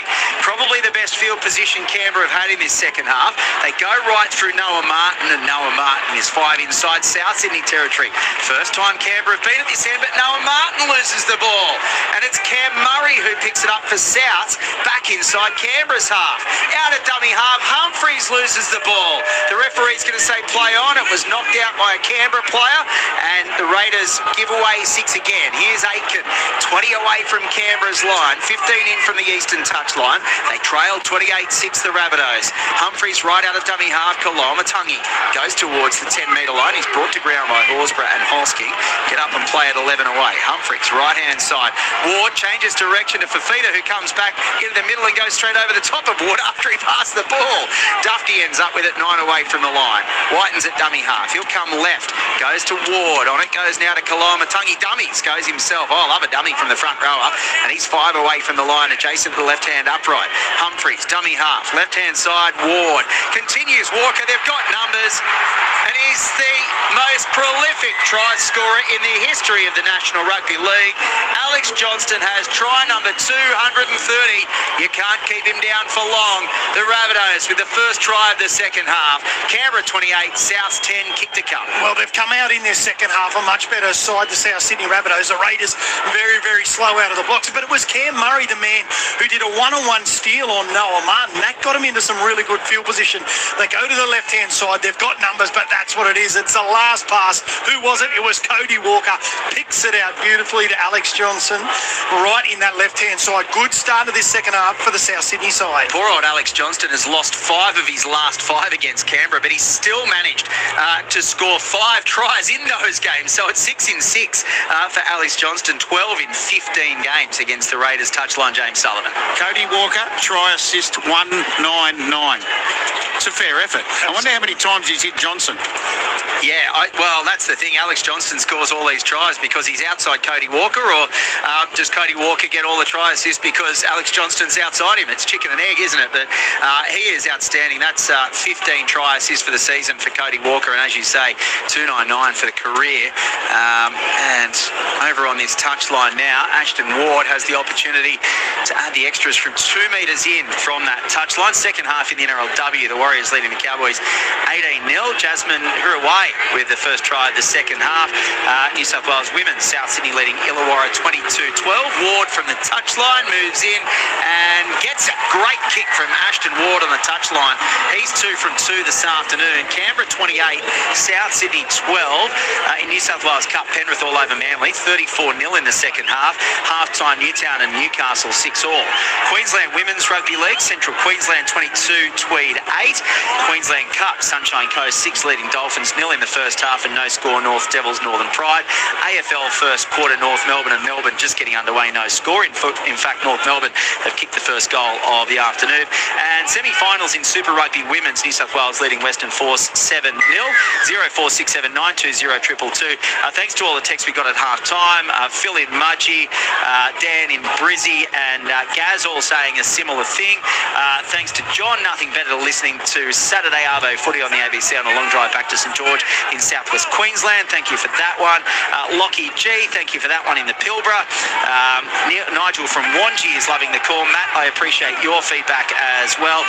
Plenty more text message that I'll get to as we go along, including the 2 Manly Maniacs on the Federal Highway, Cam and Noah. Thank you for your text message. South Sydney, after scoring the first try of the second half, get a crusher tackle penalty through David Fafita in the first set after points. So Canberra adding insult to injury there as the Rabbitohs kick for touch, and they find it just inside Raiders territory, right on the halfway line. In fact, leading 28 points to 12, Canberra. Yeah, there's a bit going on. David Fafita and Hudson Young going at each other. It's a great little battle. I think Ricky Stewart, if there's not a bit of a response here from the Raiders in this next set or two, he'll look to his bench nice and early in this second half to bring on a little bit more energy. Maybe a Tommy Starling in his 150th for the club as well. Keon Kalamatangi is 30 away from Canberra's line. Right for Ward gets it away to Cam Murray straight through. He'll score a try here, Murray. Back-to-back tries for South Sydney. The Raiders are shell-shocked. What a start to the second half by South Sydney. 28 points to 16. It was a lovely through ball by Ashton Ward to Cam Murray, and Murray goes straight to the line virtually untouched. 10 gone second half. The Rabbitohs have got an early second half double. Wow, that looked all too easy, didn't it? But it came on the back of the crusher tackle. Oh, geez, there's not too much in it. Whether there was a bit of a forearm from Hudson Young that gave away that penalty, but they just go to their right-hand side. Ward, the man, as you mentioned, just plays short instead of going out the back. Hudson Young, he'd like to have that tackle back again because he just slides off Cam Murray, gets through that too easy. He is a strong ball runner, no doubt, but Hudson Young, the Origin back rower, he'd be disappointed with that. Yeah, Origin teammates, that's a bad miss from Hudson. Goes down low to Murray, but the leg speed from Cam Murray too much. Touchline, James Sullivan. Yeah, the incident that you're talking about, it was just the elbow went in too long, the two number 11s, and Hudson Young, Ricky wasn't happy. He's just near me. I tell you what, Tungy, you did warn everybody. If they get a little bit of a sniff, watch out. Oh, the way the momentum has shifted after half-time with the repeat set after the try as well, getting the penalty, and they've made the most of it, haven't they, South Sydney? 28 points to 16. The points have dried up for the Raiders, and don't forget I said earlier, 32, 32, 33, 36, 36. I reckon we're on for something like that again, the Raiders, this afternoon, as Ward strikes this one from 15 in from the western touchline. He's not going to miss that. 3 from 3 this afternoon. And all of a sudden, we have got a bit of a ball game, haven't we? 28 points to 18, 10 in it. 0467920222. Dave from Mountie Town on behalf of Marbles Playing Insurance salespeople everywhere. Loving the call. Thank you, Dave. Jen from Nelson Bay, sitting in the car, the heated seat on, watching my son play the state hockey championships in Tamworth from pole position at the end of the field, listening to the footy. My idea of the perfect Saturday. Thanks for helping us all feel like we're pitch side, no matter which ground the action's happening on. Thank you, Jen. Lovely text message. Glenn from Yarralumla. Huge shout out to my amazing mum. Helen from your favourite son. Great call, team. Always enjoyed, never disappointed. The Raiders are playing with some confidence. Yeah, great text message in Women in League round as well. Thank you for that one, Glenn in Yarralumla. Just around the corner. You could have come down to Bruce Stadium this afternoon as Ewan Aitken has the ball for the Rabbitohs. Canberra fans trying to get their team back into this one as Lockie Hubner for the Rabbitohs goes up towards the 30-metre line, just short of it, 29 away from his own line. Humphreys scoots out a dummy half. Good run as well. He makes about 12, 8 short of halfway. Play the ball again. Walker was at dummy half. Fafita. They've really got the momentum here, South Sydney. Canberra are on the back foot defensively. Final play. Ward goes to the skies from 10 inside the Raiders territory. Jed Stewart's facing his own goal line. Takes it beautifully, and he's taken out in mid-air by Campbell Graham as well. Campbell Graham hasn't had the best afternoon this afternoon. He takes Jed Stewart out in mid-air. Jed Stewart held on to it really well, and he gets the penalty, 10 away from his own goal line. Yeah, there was no malice in that whatsoever from Campbell Graham, but you just got to be so careful now with the players in the air. Jed Stewart, as you mentioned, he does a great job just to get a hold of that. But South Sydney looking much more dangerous here in this second half. A really key moment. I know in that first half there wasn't too much in it, but then all of a sudden that Ethan Strange intercept and the game turned.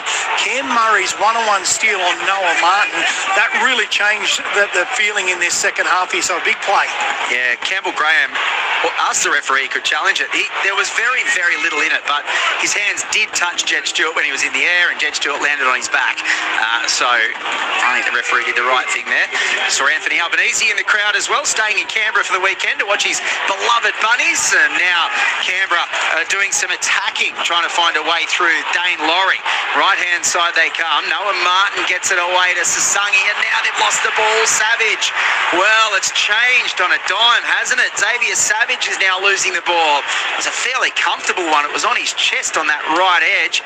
And another error from Canberra. You just see that the pressure is starting to build on this Canberra side. They do lead 28-18. James Sullivan on the touchline, but it's not all their own way now, that's for sure. No, that's 100% there. And I tell you, Dane Laurie, interesting. Dane Laurie's come on for Zach Hosking. So Ricky knows that he needs points, and he's got to stop this south side at the moment because they are rolling. Well, he has started in the middle this year. Dane Laurie, a really versatile addition to this Raiders side. Of course, deputising in the halves over the last few weeks as well, with Easton Strange on origin duty. But yeah, in the middle now for Zach Hosking, and maybe as a bit of an attacking weapon as well, as South Sydney have the ball 8 short of halfway. Graham gets up and plays the ball to Tola. One off the ruck. Goes into Canberra territory by about 2 metres. 15 gone in the second half. 2 tries to South Sydney, make it a 10-point ball game. Hubner. Now there's a Canberra player. Is it Hudson Young has just dropped? He's holding his leg. His calf is just gone. Yeah. Or Achilles, potentially. Oh, That's not good. You'd hate it for it to be an Achilles, but the way he went down, no one anywhere near him. Wyatt Raymond has blown time off. James Sullivan might have a better look down on the touchline, but you don't like to see Origin players go down like that. He's gone. He's gone. Oh, I reckon this is Achilles. Or has he rolled on it? Wait for a replay, but the old fingers rolled from the trainer very quickly, didn't they? Saying it's afternoon over from Hudson Young. Was no one around? No, he was next to the referee. Did Wyatt snipe him? Oh, dear. If this is Achilles, it's same as Warbrick last night. Yeah, in the horrible conditions at the Sydney Football Stadium. Last night, Warbrick hit it, no one around. Yeah, Sully just chatting down on the touchline as well. Yeah, he's got the trainers. He's putting no weight on that left foot, is he? So, geez, I think Hudson Young has done something fairly serious here.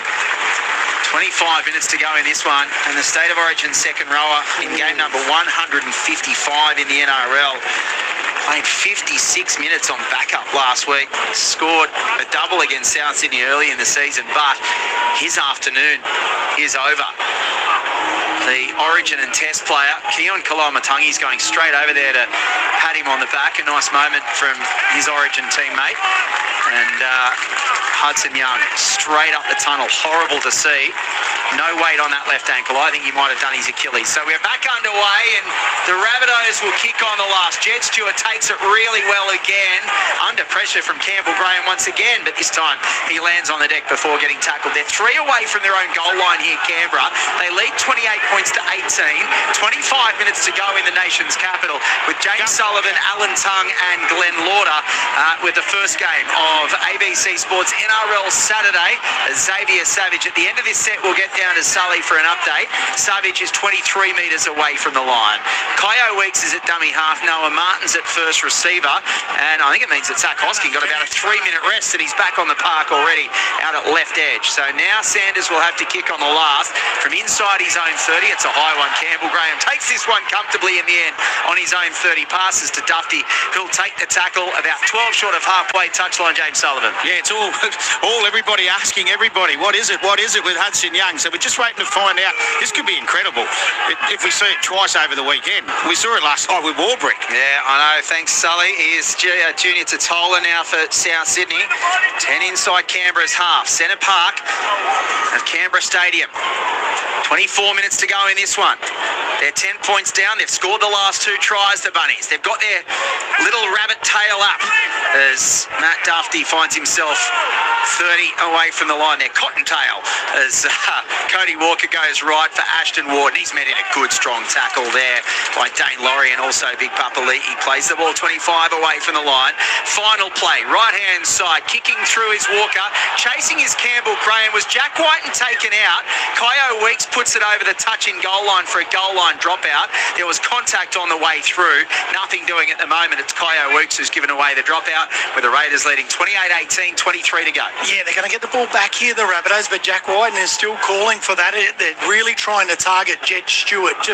He seems to be up in the line there and putting plenty of pressure at Cody Walker in his kicking game on him going back on the football. But a really important set here for both the Rabbitohs and the Raiders. Can they hold on? For the Rabbitohs, can they put some more attack and some points on these Green Machine? Well, it's a deep goal line dropout. The Raiders will defend from 10 inside their own half, thanks to Dana from South Australia, originally from Newcastle. Up the Knights go. The Green Machine appreciating the call, sitting in the backyard eating some fresh fish and drinking some Grenache. Oh, how nice in South Australia. South Sydney 30 away from Canberra's line. They play the ball through to Tola. Right-hand side through the hands of Ward to Fafita. 23 away from Canberra's line now. But South Sydney with the momentum. Brandon Smith's back on the field. He only played the first 20. Sydney. Left-hand side they go. Walker gets it away, and Ewan Aitken is tackled 12 away from Canberra's goal line. They play the ball and come short left from Smith. Then he changes direction to Walker. Walker comes right now. Junior Totola. Quick hands from Ashton Ward. Too quick. Picked up on the bounce by Jed Stewart. Bye-bye. Shut the gate. Jed Stewart has raced 85 metres and scored under the sticks. They are not catching Jed Stewart. And it's the second intercept of the afternoon. He's got the arrow for Jai out under the sticks at the northern end. And once again, the Canberra Raiders have wrestled back momentum in one play. That could have been so different with South Sydney attacking the line. But it's Canberra 32, South Sydney 18 and a kick to come. Oh, wow. This was all happening here for the Rabbitohs. They had it to this right-hand side. You're absolutely right. They had the overlap to the footy as it comes out. A bit of second phase sort of play. It just doesn't hit the right man and bounces up, and Jed Stewart runs almost 85, 90 metres to score under the post. It was looking so likely for the Rabbitohs, and then the Green Machine turn and go the other end of the field. He does the old Usain Bolt celebration 5 metres before the line, and the swan dive over the line. Well, it can turn on a dime, this game of rugby league, can't it, James Sullivan? I tell you what, though, they have tested him all day, Jed Stewart, and he has come up with A+ all day. And, mate, I tell you who wrote that. The coach. Dad, coach, yeah. All of the above. Yeah, sensational from Jed Stewart. Only his second try of the season. Game number 11. Obviously coming the last few weeks for Civilio Tamale, who he struggled, didn't he, against St George Illawarra a few weeks ago. But, the pick, just the awareness, Jed Stewart saw the bounce and he was straight on it, racing away. Ethan Sanders with an easy kick from in front. Warriors leading the Cowboys 30-0 in NRLW second half. New South Wales Women's Rugby League South leading Illawarra 22-12. Manly trailing Penrith 40-0 in the New South Wales Cup second half. Still 6-all Newtown and Newcastle. Queensland Cup Sunshine Coast leading the Dolphins 10-6. Northern Pride 10-0 leading North Devils in the first half. AFL North Melbourne 19 leading Melbourne 6. And first half Super Rugby Women's semis New South Wales leading Western Force 12-0. Ethan Sanders adds the extras from right in front. He is 5 from 5 this afternoon. Sully, you've got an update. Yeah, Hudson Young, Achilles. Yeah. Horrible stuff. Thanks, Sully. Horrible stuff. So that's the end of the season for Hudson Young. A long way back, a huge recovery. And yeah, we feared the worst, didn't we, when he saw him go down like that with absolutely no one in Kui. Looks so innocuous, and that tends to be how the Achilles unfolds. So good luck to Hudson Young in his recovery. But a huge setback for the Raiders. We spoke about, didn't we, Tungy, the fact that they're just getting everyone back on deck. Yeah, that's right, and another hurdle to come, but that is footy. We often do see that, as we can see Tommy Starling in his 150th game for the Raiders. He goes to the interchange card where they'll get him onto the field now, whether he might play a little bit of time in the middle or whether they will take an Owen Paddy off. We'll just see here now. Yeah, Ray's been listening to watching the Kingaroy Yowies this afternoon and listening to us. Thank you for that. And here he is scooting out a dummy half now, Owen Paddy, as they continue to the right-hand side, and Noah Martin gets it away to Sungi. Quick play the ball, and Weeks finds himself at dummy half, trying to get the markers offside, but White Rainers not going to give him 6 again. It's the final play. They're 15 short of halfway. They'll come left, and Sanders will kick from just outside 40. He was thinking about from inside 40, but he took a couple of more steps, and Campbell Graham, the fans are riding him, aren't they? He took that one well, to be fair. He had to backtrack about 10 metres, and he's been met in a really big hit as chasing through Corey Horsburgh. You're not going to be running into Corey Horsburgh at full speed, that's for sure, but he gets up and plays the ball, and they find themselves 25 away from their own line through Whiten. Now it's dummy half. Ward gets it away left-hand side. A good tackle again, try to keep South Sydney down in their own territory. Tallis Duncan playing it 30 away from the line. Walker scoots out at dummy half after dummying to put the markers off, and he's almost at halfway. That's a good run. He's right on the halfway mark now. Really smart footy there with Brendan Smith out of dummy half. And Walker goes into dummy half there, and now it's Matt Duffy 35 away from from Canberra's line. He wanted to go again, but White Raymond called held. Now they come right. Ward kicks on the run towards this right corner. Graham and Stewart there. Stewart under no dramas gets away from Graham as well. Gets away from the next, but he can't get away the third of Fafita. And he plays the ball 11 away from his own line. 34 points to 18. 19 to go in this one, Tungy. Yeah, just looking here now, it is Owen Paddy, who's had a screamer of a game. Gets Tom Starling to come on the field at the moment. But they've got a lot of service too out of their outside backs. Kyle Weeks has got it in too. But Simi Sasangi on the edge has been really strong. Jed Stewart, they've been getting plenty of metres. Well, it's exactly how it was done last week as well. 62 minutes last week for Owen Paddy, and the same again this afternoon. So Tom Starling will see out this one in game number 150 in Canberra colours. Of course, played one game for Newcastle back in 2018. So the Central Coast boy, the Kincumber Junior, is on for 150 in Canberra colours. Now here's Strange, another coastie, tries to link up with Starling on the back up, but Starling just overran the pass. It was Strange going straight through, and Starling couldn't hold on to it, loses the ball. South Sydney get the changeover on the last 30 away from their own goal line, but geez, the Raiders are just starting to find their feet again. It's taken them a while to get going in this second half. South Sydney looked really good, but you wonder whether the wind is slowly going out of their sails, because the interchanges look like they're doing the job for Canberra. Yeah, that's right, and you want Ethan Strange to back himself like that, but just after some points, getting back in control, you would have loved to get a bit of a better end to the set, but you still got to back the 5'8", taking him on. But here they go to left-hand side. Walker, beautiful little short ball. Yeah, good opportunity, and it's kept alive as well by Aiken. Back on the inside, Dufty runs around a few. Now they come back to the right. Whiten, 2-on-1 here. Whiten could have passed to Graham. He held on to it, and he might go over the touchline. He does. Jack Whiten decided to go himself, and Jed Stewart comes up big again in defence with Zach Hosking to drag Whiten over the touchline. That's really good effort from the Raiders, and I think maybe Whiten could have passed if he had his time again to allow Graham to come back inside. Yeah, that's right. It's just maybe drop him underneath to stay away from that sideline, but really, really good work from Jed Stewart there. The awareness just to keep his body moving there. The tackle didn't stop at all, and he bundled him in the touch. Really great play. So the Raiders get the ball back on their 20-metre line. 16 and a half to go. 34-18 they lead. Weeks at dummy half, and he goes right, and Sasangi's 15 away from halfway. Gets up and plays it for Starling. Right-hand side, Noah Martin goes towards the halfway line.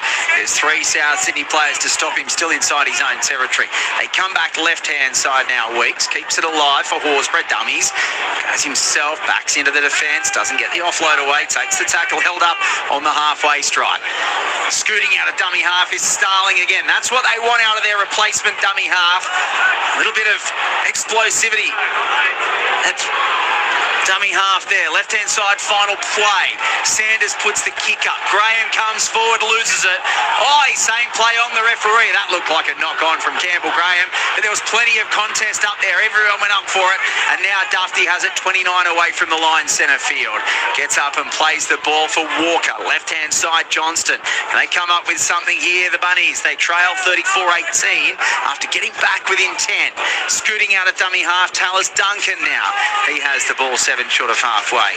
Johnston at dummy half now. Goes back to Tola. Straightens and just settles things down for the Bunnies through the middle. They're going to have to start getting expansive, aren't they? Taking risks. Smith scooting, going himself. 10, 20. He's got in support left-hand side. Walker. Was he tackled without the ball? The referee says play on. And it's a great tackle from Weeks one-on-one to stop Ewan Aitken, but they won't stop Walker on the next play. Canberra were way too slow to get back and recover, but Souths, after that run through the middle from the subsequent play, Walker goes over. It was a really good try saver from Weeks, but there weren't enough defenders back, and they do get the try they needed. 34-22, kick to come, 14 and a half to go. Well, it was actually Wyatt Raymond. He went to blow to stop the play. He thought that there was a knock on there, whatever that might be, but he just let it go, and then all of a sudden, as soon as the tackle's made, you've got to play on, and so he had to get back in the line. So there's a lot of people blowing up at the moment, except for Cody Wood, who scores that try. The arrow, here we go. I think that Wyatt Raymond might have been ready to blow the penalty for the player being tackled without the ball here, and then he decided, well, actually, they're going to pick the ball up, so I'll allow play on. But if it was a knock-on, I reckon the South Sydney player might have knocked the ball on while he was tackled without the ball, so you can't play on there. You have to come back for the penalty. Touchline, James Sullivan. I agree with you. At the end of the day, once the tackle's made, this crowd's not happy. I can tell you that. And it's not a victory song they're singing. South Sydney won't mind. 34-22 with a kick to come. Once again, they could make it a 10-point ball game as Ward is 8 in from the eastern touchline. Hits this one beautifully. The touchies barely move. They only move to put their flags up. And it is 34-24. Canberra and South Sydney. It was 36-34 last time they played. South Sydney have been involved in 3 70-plus games this year, and they're still chatting about this. Can we hear the referee there? Maybe, not sure. Well, I think it's... He doesn't knock on. Okay, well, that's the explanation. Okay. So, Joey Tarpany is saying Cody Walker knocks on, so you can't play on. Wyatt Raymond says Cody Walker didn't play on when he was potentially taken without the ball. So that's why he allowed the play to continue, Wyatt Raymond. Yeah, South Sydney have been involved in 3 70-point games this year, and we've had 58 already with 13 and a half to go. Could they make it 4? From the neutrals' point of view, you'll love to see it. 0467 920 222. Plenty of text messages coming through. Thanks to Wes. Thanks to George. Thanks to Nev. The shrill coming down the line has dropped a decibel or two. Nice tip on deflection. Okay, yeah, thank you. I don't know what that means. Left-hand side they come. Here's Junior Totola, and Totola is 35 away from the line centre field. 13 to go. 34-24. Smith dummy half left for Murray. South Sydney looking to get back into this one. A metre short of halfway. Smith out of dummy half goes right for Dufty. 12 inside Canberra territory last play. Quick play the ball for Smith to go right to Ward. Kicks down towards the southwestern corner. Stewart coming back again. Can't catch that one, but it does go over the dead ball line. He was trying to take the catch. He jumped from inside the field of play, so it would have been a goal line dropout if he caught it anyway, because his momentum probably would have taken him over the dead ball line. He loses it backwards. It's lucky there were no South Sydney players there for Jet Stewart, but it is a goal line dropout, leading 34-24. Yeah, absolutely. They've been targeting him, haven't they? But here we go. They haven't been going with the short dropouts. They've been going long here. So Sanders with the footy in hand.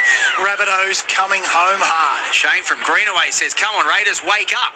Here's the deep goal line dropout. Oh, Walker takes that one well on the full. It was going through the hands and he just grabbed it just short of the halfway line. So they'll start this set now 35 away from Canberra's line in centre field. Getting up slowly to play the ball on the field is John Rattling, just game number 2 in the NRL, scored on debut against the Broncos. He'd love to get one here this afternoon, wouldn't he, to really put the cat amongst the pigeons. Whiten met in a good one-on-one tackle by Stewart, made to get up and play the ball. He wanted to continue. Ward at dummy half. Left-hand side, Murray changes direction and then goes through the middle. He's 15 away from the line, gets up and plays the ball for Smith. Short right-hand side. Ward goes to the line. Good ball, Whiten. Once again, it's strange out of the line quickly to wrap Whiten up one-on-one. They're defending well at the moment. It's the final play. Ward will kick across field from right to left.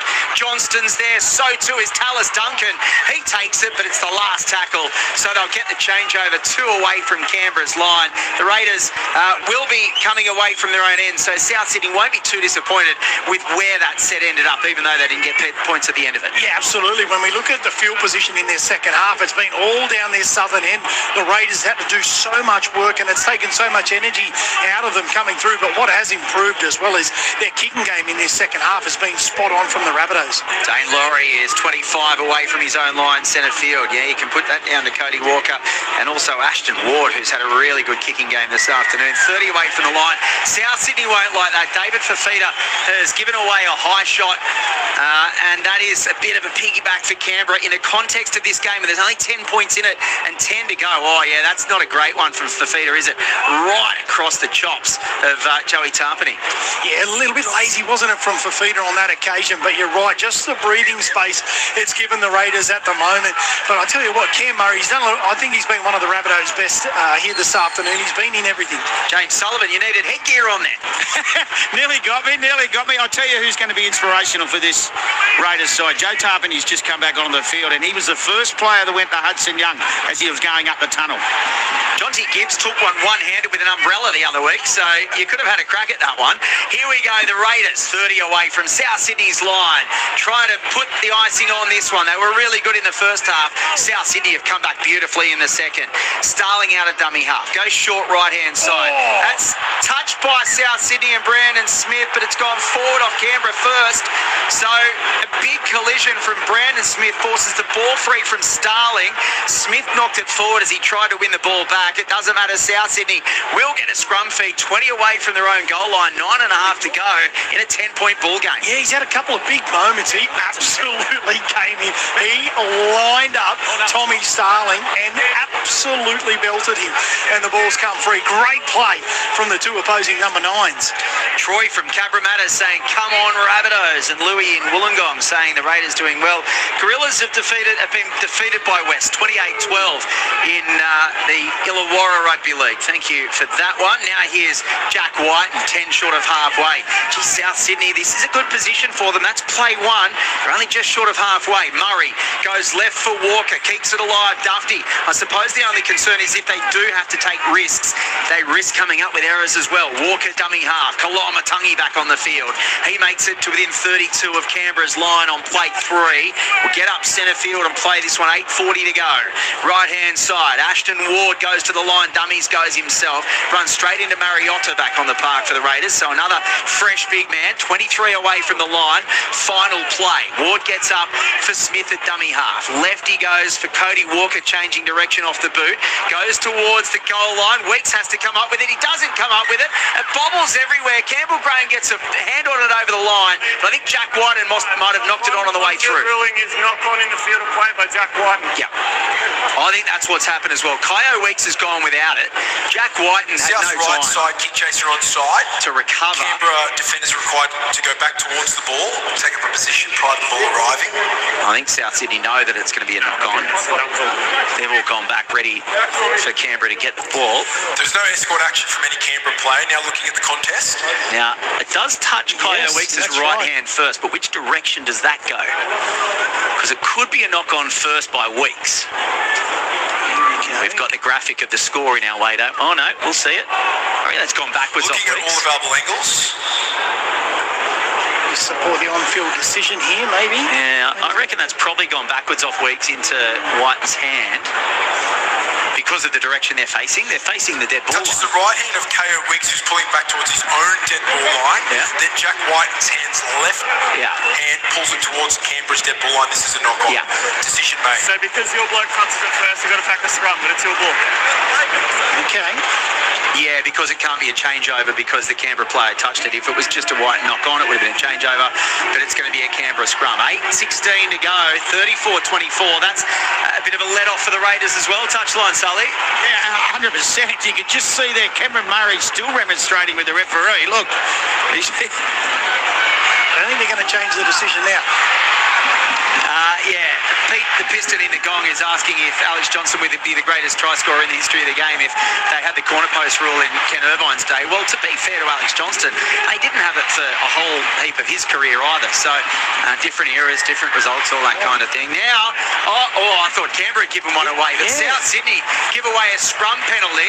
They released too early. They broke the scrum too early, and Canberra get the penalty on their own 10-metre line. Yeah, it was like an old-fashioned scrum there when they differential. That's right, against the feed, but no, there was a penalty here to the Raiders. And getting out of this at their own end of the field, as mentioned a couple of times, they've done a lot of work off their own try line here, and the Rabbitohs are coming hard at them.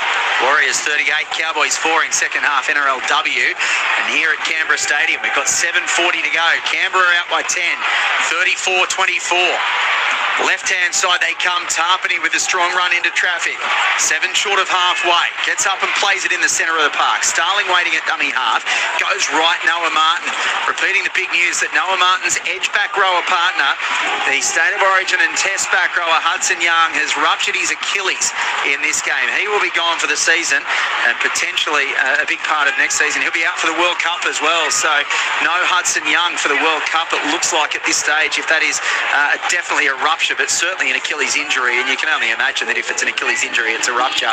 So Laurie plays the ball 32 away from the line. Final play. They come left, the Raiders, with the high kick in the air to Campbell Graham, who struggled under the high one tonight. This time, Jed Stewart knocks it forward, and it will be a Canberra knock on the 10-metre line and a changeover for South Sydney. Touchline, James Sullivan. Well, we thought there was a big crowd, didn't we? 19,659. Yeah, good crowd, isn't it? Saturday afternoon, last one of the school holidays here, in great condition. So, yeah, great work from the fans turning up. As the Raiders look to make it 3 in a row.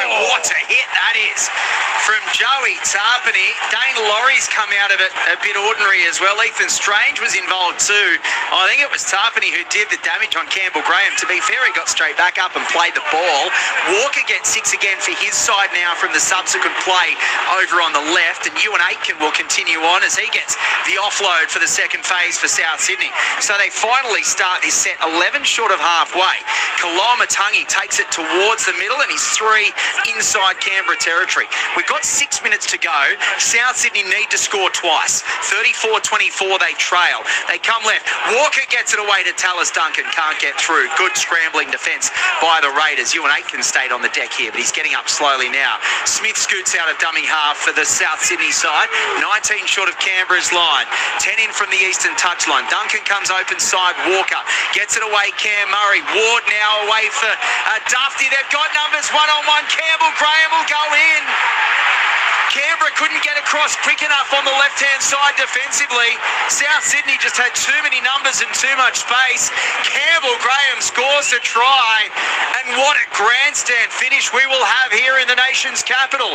34-28 with a kick to come, 5 to go. Yeah, amazing work here from the Rabbitohs on this right-hand side. They'll definitely have a look at the obstruction on the way through. Joey Tarpany's absolutely filthy, but I think the ball, it comes away, does it? I think it's okay, but we have seen these taken off teams throughout the year. He certainly gets impeded on the way through. I don't think he's going to make any difference to the try on the outside, but he does have to run through the ball here. Cameron Murray plays out the back. It's on this next one. It's Ethan Strange who gets caught up here. From Dave Fafita. Look, the way the ball goes, he's not going to stop that try, but we have seen these in the past be taken away. Let's see what the bunker has to say. Yeah, this is going to be a worrying time for South Sydney. Nervous moments with 4.5 to go. James Sullivan touchline. Does he go in front of the player?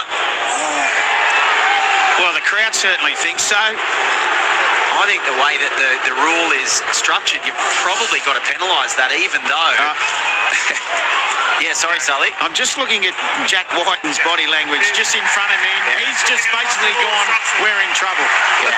Yeah, it's... as soon as David Fafita overruns the ball here and the ball goes behind him... David Fafita as a lead runner is required to run through space. Yeah. Ethan is looking to slide and is unable to because of David Fafita's run. This causes a disadvantage for Matt then to bite. He's required to run at space and he runs straight at it. Decision made. Well, as you say, Tungy, I think Strange was 1,000,000 to 1 to be able to make a tackle, but the rule's the rule, and David Fafita runs in front of the ball and stops Ethan Strange from sliding across. So, South Sydney have missed out on one there. That would have made it really interesting with 5 to go.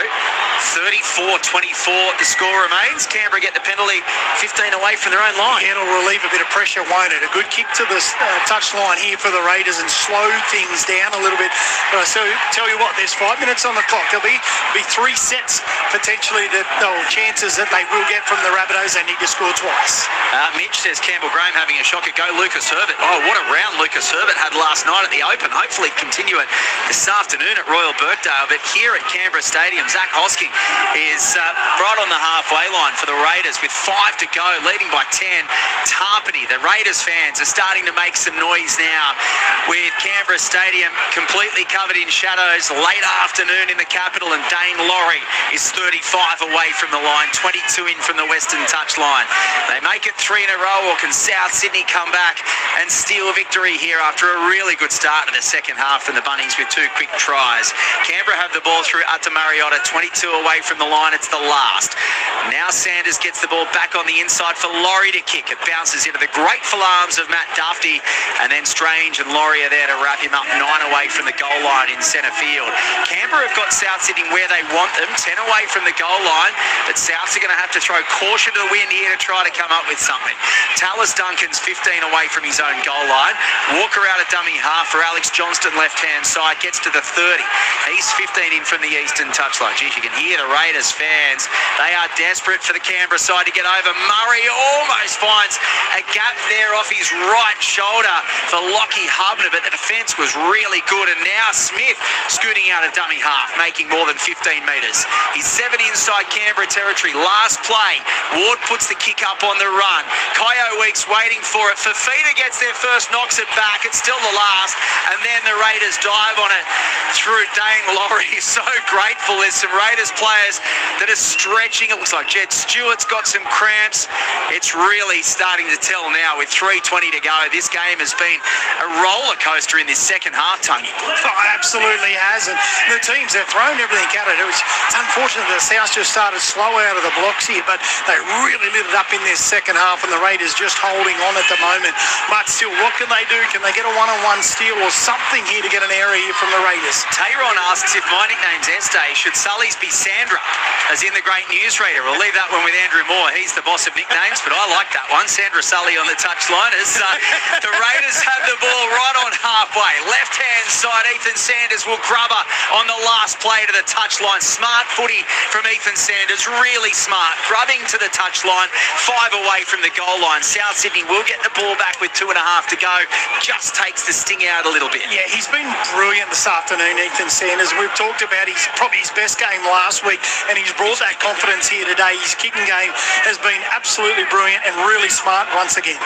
Shout out to Gunnedah Junior Rugby League for putting on a great carnival day. A big congratulations to my Narrabri under-11s for being picked on sportsmanship and performance, going undefeated.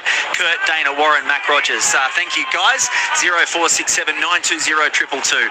2 minutes to go. South Sydney are 10 short of halfway. They go left. They have to spin it. Duffy gets it away to Tallis Duncan, who gets past a couple of defenders. 10 inside Canberra's territory and gets a quick play the ball. Cody Walker goes to the line, gets it away to Ewan Aitken. They're only 10 away. It was a forward pass from Walker to Aitken. It was very, very flat. It was a close pass as well. They're going to challenge it. Touchy on the far side. Drew Ultram has set forward pass. Can you challenge forward passes? Free on-field drilling is knock on into a defender. Okay, there we go. Yeah, that's right. There we go. He's knocked the ball on into a defender, I've got to say.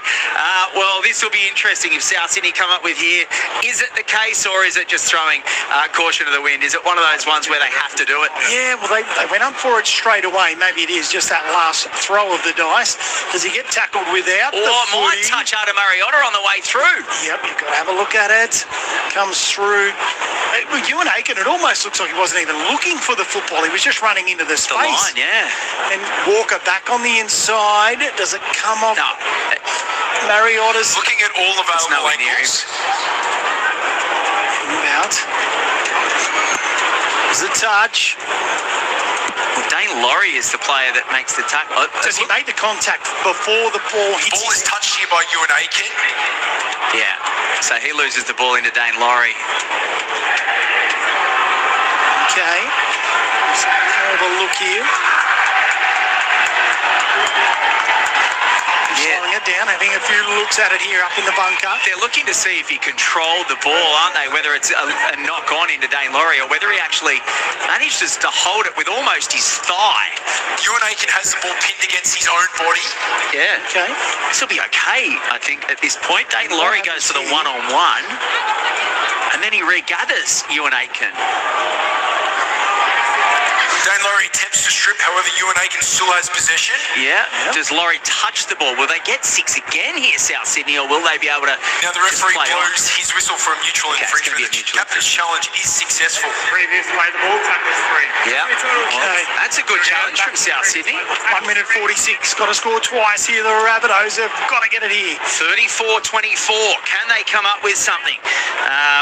Luca says, hey, Glenn, I met Springer the other day, asked him for a selfie, and he took it on his own phone. Thank you, Luca. Hopefully you can send it to you somehow. As South Sydney will have to go all the way back to 8 metres away from the halfway line, because that's where the last play the ball was. And now Kalamatangi, they've only got 1 minute and 40 seconds to try to come up with 2 tries. They have to score this set and then go coast to coast. Right-hand side, Ward gets it away to Dufty, and Fafita is met in a good tackle by Stewart, but he gets a beautiful offload away to Graham. They keep it alive. Ward, Murray, left-hand side, Aitken, still going. Ewan Aitken straightens 25 away from Canberra's line.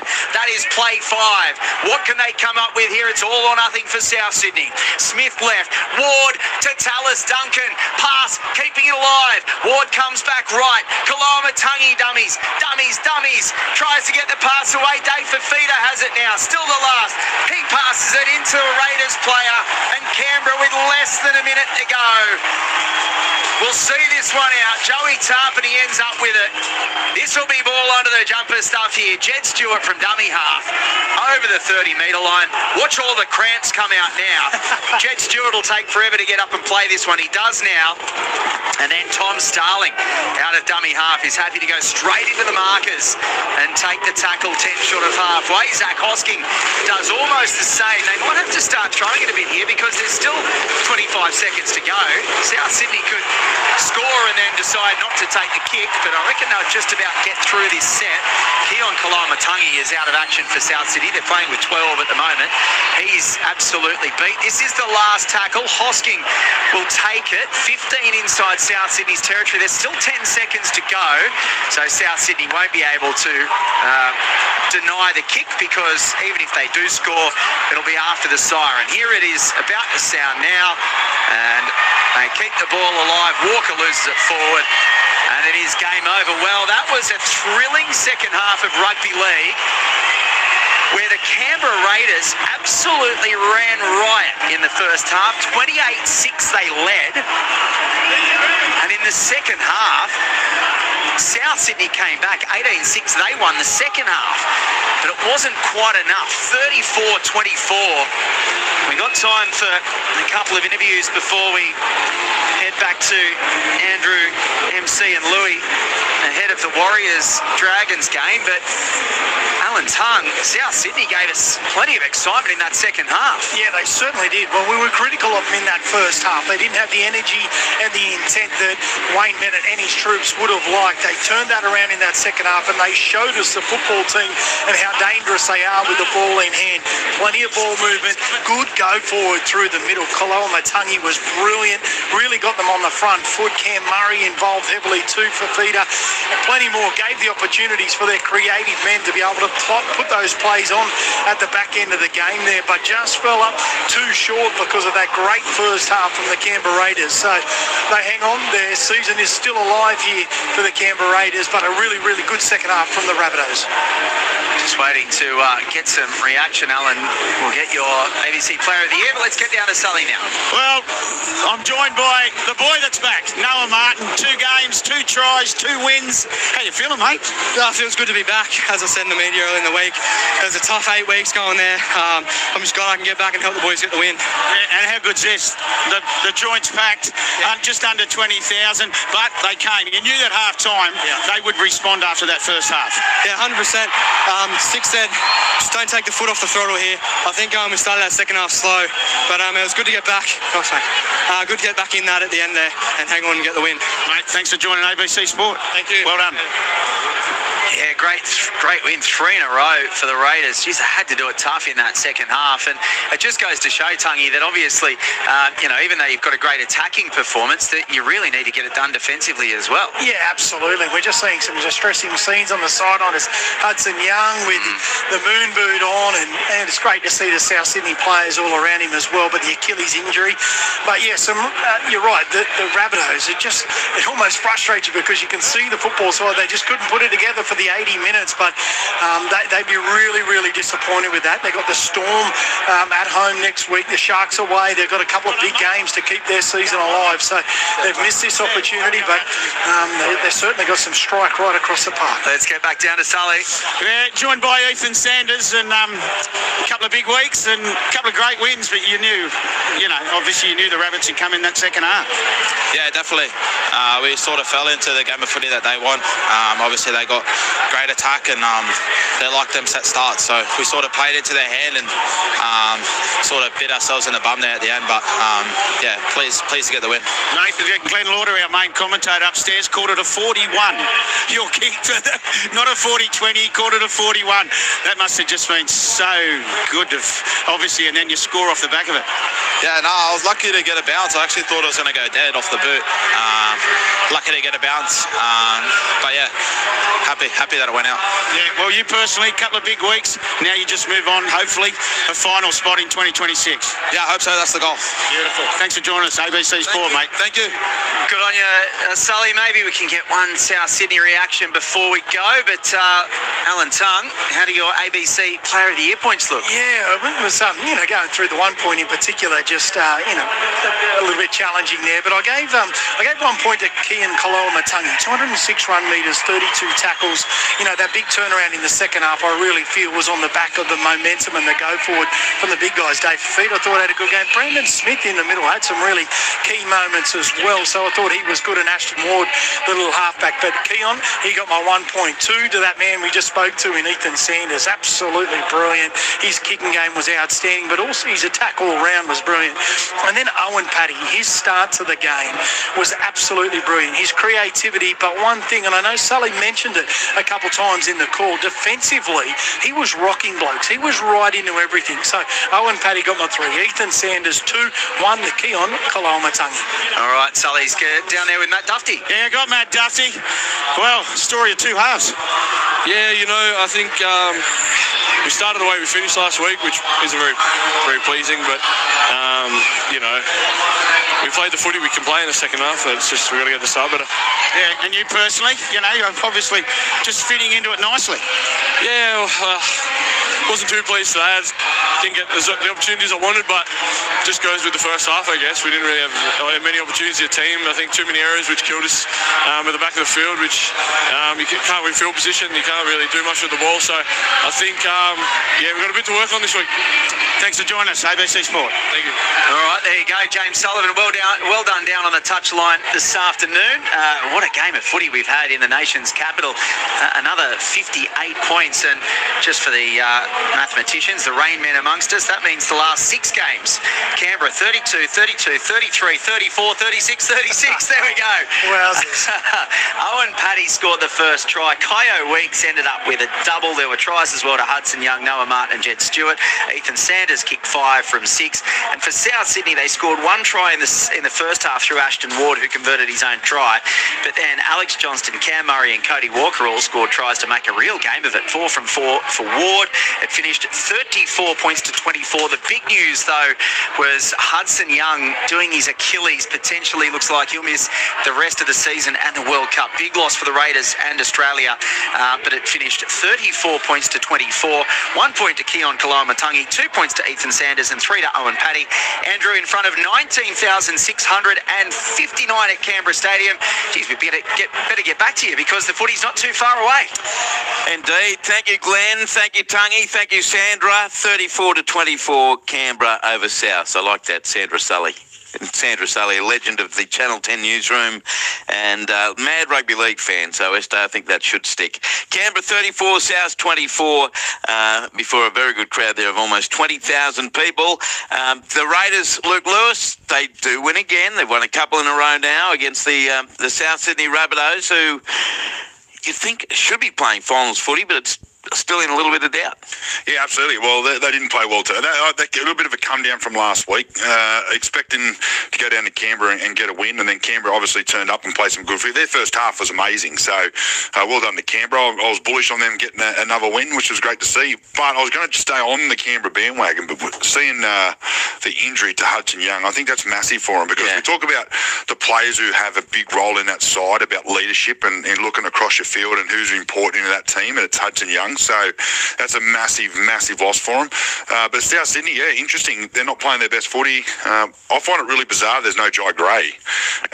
Believe it. Yeah, see, I think he's been amazing for him, but didn't get a start today, which is interesting. But, yeah, look, I think they've got to start really focusing the South Sydney Rabbitohs on getting their best team on the park and getting some wins under their belt and try to pushing for that sort of top 8, top 4 if they can. But, yeah, I think Canberra, that loss from Hudson Young might be the last little, I don't know, nail in the coffin that might push them out.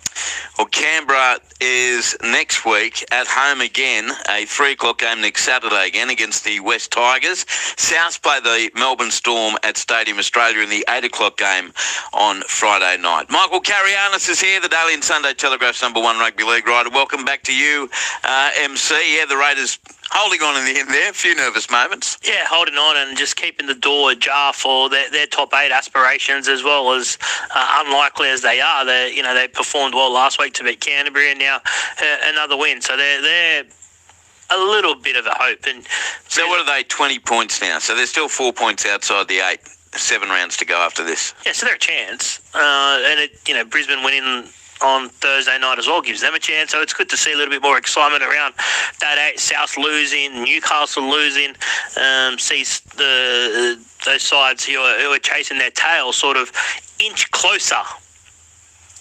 Yeah, I'm all for the chaos, as you know, every year. So bring it on. Your texts are welcome before kick-off ish, 0467 920 222. We're calling from the boardroom, the game at Mount Smart Stadium in Auckland. The Warriors playing St George Illawarra. Team news, there's one change for the Warriors. Charles Nickel Klukstar onto the bench in place of Murata Niokore. And for St George Illawarra, they're 1-19. It's the 150th NRL game for Jacob Little coming off the bench. And as I mentioned earlier, the Dragons have not won in Auckland since 2011. So that's quite a drought over on the other side of the ditch. Weather conditions are fine in New Zealand. There's going to be another sellout crowd by the looks of things. And in the NRLW, the Warriors' most impressive winners over North Queensland, 42-4. Earlier, Sydney Roosters 22 scored late points to beat Canberra 18. And still to come in the NRLW, it is Canterbury Bankstown against Cronulla Sutherland at Stadium Australia. Full-time New South Wales Women's Rugby League, South Sydney 22 defeated the Illawarra Steelers 12. New South Wales Cup, Penrith has thrashed Manly Warringah by 40 points to 0. While in the second half in the Beer, Wine, Food Festival at Henson Park, it's Newtown and Newcastle just gone full time, and the Knights have beaten the Jets 16 points to 14. I think there were wrestling displays and all sorts of things out there at Henson. Newtown continuing to do a mighty job to get people onto the footy and having a great day. Queensland Cup second half, Dolphins 18 leading Sunshine Coast 14. Second half, Northern Pride 14 leading the North Devils 12. AFL second quarter, North Melbourne 44 leading Melbourne Demons 26. And in the second half of the Women's Super Rugby semi, New South Wales Waratahs leading the Western Force by 26 points to 12. Luke Lewis, Michael Carianis, I'm Andrew Moore. Between now and kick-off at 5:30, we'll preview the game tonight between Canterbury Bankstown and the West Tigers with Matthew Elliott. It is Women in League round. We had a great chat with Ruan Sims on Thursday night about the evolution of Women in League round, which is celebrating its 20th anniversary this year. Initially, it was designed to provide recognition for silent labour, whereas now I feel like we've moved through that and we're now creating more opportunity, which is what is exciting. So it's not just, we're not just thanking people who do things in the shadows, but we're actually creating opportunities for them to be more visible and to do bigger things in the game. And an example of that, Gold Coast Titans majority owner Rebecca Frizzell will join us in the box at Robina Stadium in the pre-game show between midday and 2 tomorrow. And that's the point that Rue is making, Louis, is that we now have women involved in league, not just on a volunteer basis, but in really high-profile senior positions in the game. Well, it's outstanding too, because there's some very smart women out there that have, put our game, or making our game better, and it's great to recognise that. But people who have been super successful is what we need in our sport, and I'm looking forward to that chat tomorrow as well. So that should be really good. But I think was it Katie Page back in the day who started the still very heavily involved. Which people like that getting involved in our game. I reckon that's sort of got us to where we are today. So yeah, looking forward to it, and it's awesome. And obviously having Rue involved, she loves the game just as much as anyone, so that's what we need to continue to grow. Yeah, it's been the big change, MC, isn't it? Opportunity for women in rugby league. Yeah, no doubt, and the media realm as well has seen it grow and prosper as well. Just a bit of team news for the Dolphins. Jack Bostock's been ruled out of the game tomorrow. Right, so Dolphins Cowboys, so that's a big out for them. What's happened to him? Not sure. Is that a carry on from Origin 3? I'm not sure. I don't know. Yeah, I'm not across it. Because there was an HIA that ruled him out. Yeah, no Avarello, no Fuller. So it's interesting one there for that. And repeating the news that we brought earlier, it looks like Tom Dearden will make his return for North Queensland, and Jake Clifford will be the guy that falls out of the starting side. Yeah, okay, yeah, that's right. The other news being confirmed by the Melbourne Storm is the Achilles rupture to Will Warbrick, the winger. He'll undergo surgery early next week, and his Melbourne Storm playing days are over. They were going to be at the end of this year anyway, but that's 2 in a row. Premature end. That's crazy. 2 days. Yeah, last night and today. It's mind-blowing. Yeah, Hudson Young news today, so not good. No, not good at all, because if it is as bad as first thought, then he would be missing from that Kangaroos team as well for the World Cup. I can't see. If it's Achilles, there's no way he's coming back. No, that's right. Dion on the text line. Happy Saturday, Andrew, Luke, Michael. Hope you all have a great day and enjoy your weekend commentating in the boardroom. Good on you, Dion. And your Rabbitohs, they nearly came back. Shout out to the boys on Stockton Beach, sinking a couple of beers by the fire and listening to the triple header on the ABC from Hilly, Brend, Ray and Jock. Do you reckon they're not having a good time? Oh, that'd be the best. Stockton Beach, they'll be out there on the bikes. For sure, doom buggies or something up there, having an absolute... Hopefully not after a couple of quiet ones. No, that'd be... This is the celebration. The afternoon time. That's probably just putting their feet up now and listening to the footy. Yeah, good. By the fire. Very, very nice. 0467 920 222. Ed, message for Glenn, Alan and Sandra Sully. Excellent call, lads. Genuinely appreciate your great work. Good on you, Ed. Consider that passed on. 0467 920 222. BB says, why is Appy named as reserve? Appy, did he survive the 24-hour cut? That means that it doesn't matter that he's been named on an extended bench. I didn't see what happened last night. Yeah, he's still in the squad. So just the fact that he's a reserve, it's irrelevant, because if looks like Appy will play tonight. Yeah, okay. Don't panic about that, BB. Mitch says too much footy for Hudson. I don't think that's got anything to do with an Achilles injury, does it? No, I don't think Ricky would have trained him either during the week. So, well, Ricky spoke about that with us. Was that last week we spoke to him about giving players days off who have been in that really heavy schedule? But it's always going to be a question, right? Because you're playing all that footy, the game's so fast, and there's always going to be a question that comes back to playing too much, especially in this sort of standard of rugby league we're watching today. But I do believe they would have had him rested. I don't think he was going out there with a heap of time, and during the week under his feet, he would have rested him pretty much probably until yesterday, and then he's out there playing. But well, it did sound like something Ricky's not only very conscious of, but he's used to dealing with. Yeah, correct. But then we're going to get injuries like this, but it's just if you get them to representative players. Well, Warbrick got it. He hadn't played any reps. Correct. So accidents do happen. 0467 920 222. Penrith re-signed Mitch Kenny through the week. Their hooker, who's been out for a while with injury. He's now tied to the club until the end of 2031. Yep, 4-year extension. And discussions, they say, coming up with Nathan Cleary, Isaiah Yeo, Liam Martin. Brian Tyler is another one off contract at the end of next year. Can they, Cleary, Yeo and Martin first of all, can they re-sign all three of those, Penrith? Is that their desire? They're confident that they can. Isaiah Papali'i is the other one that's at the forefront of their discussions and probably will get done sooner than those guys potentially. He's been great at Penrith, Papali'i, I reckon. Well, this year he's played better than Liam Martin this year. Obviously, Liam Martin's had that stretch of injury, but so I think he's a priority. I think, if you sit there and you looked at the players unlikely to be there, I think Brian To'o would be unlikely. If he chases one last payday potentially in PNG, I think that's probably... Do they get some exemptions because they've been there for so long? Because there's like exemptions there, isn't there? Like if you've played over a certain amount of years. There is. It's going to be interesting because the cup's about to get blown up.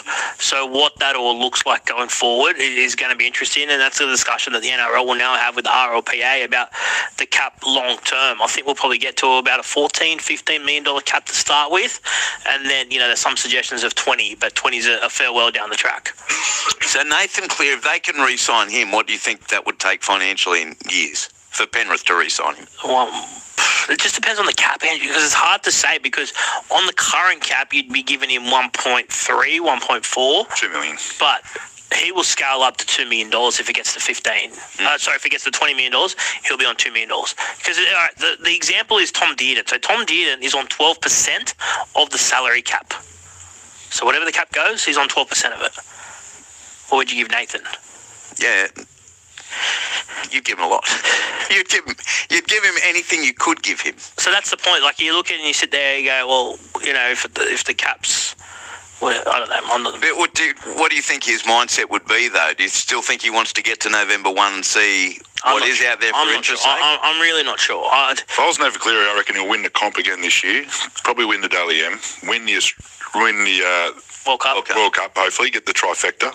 And I think he'll just go and enjoy. Like, if he's talking about going overseas, I don't know if he will, but if he's talking about it, what more do you need to do here? You've literally done everything. You put everything in the stone.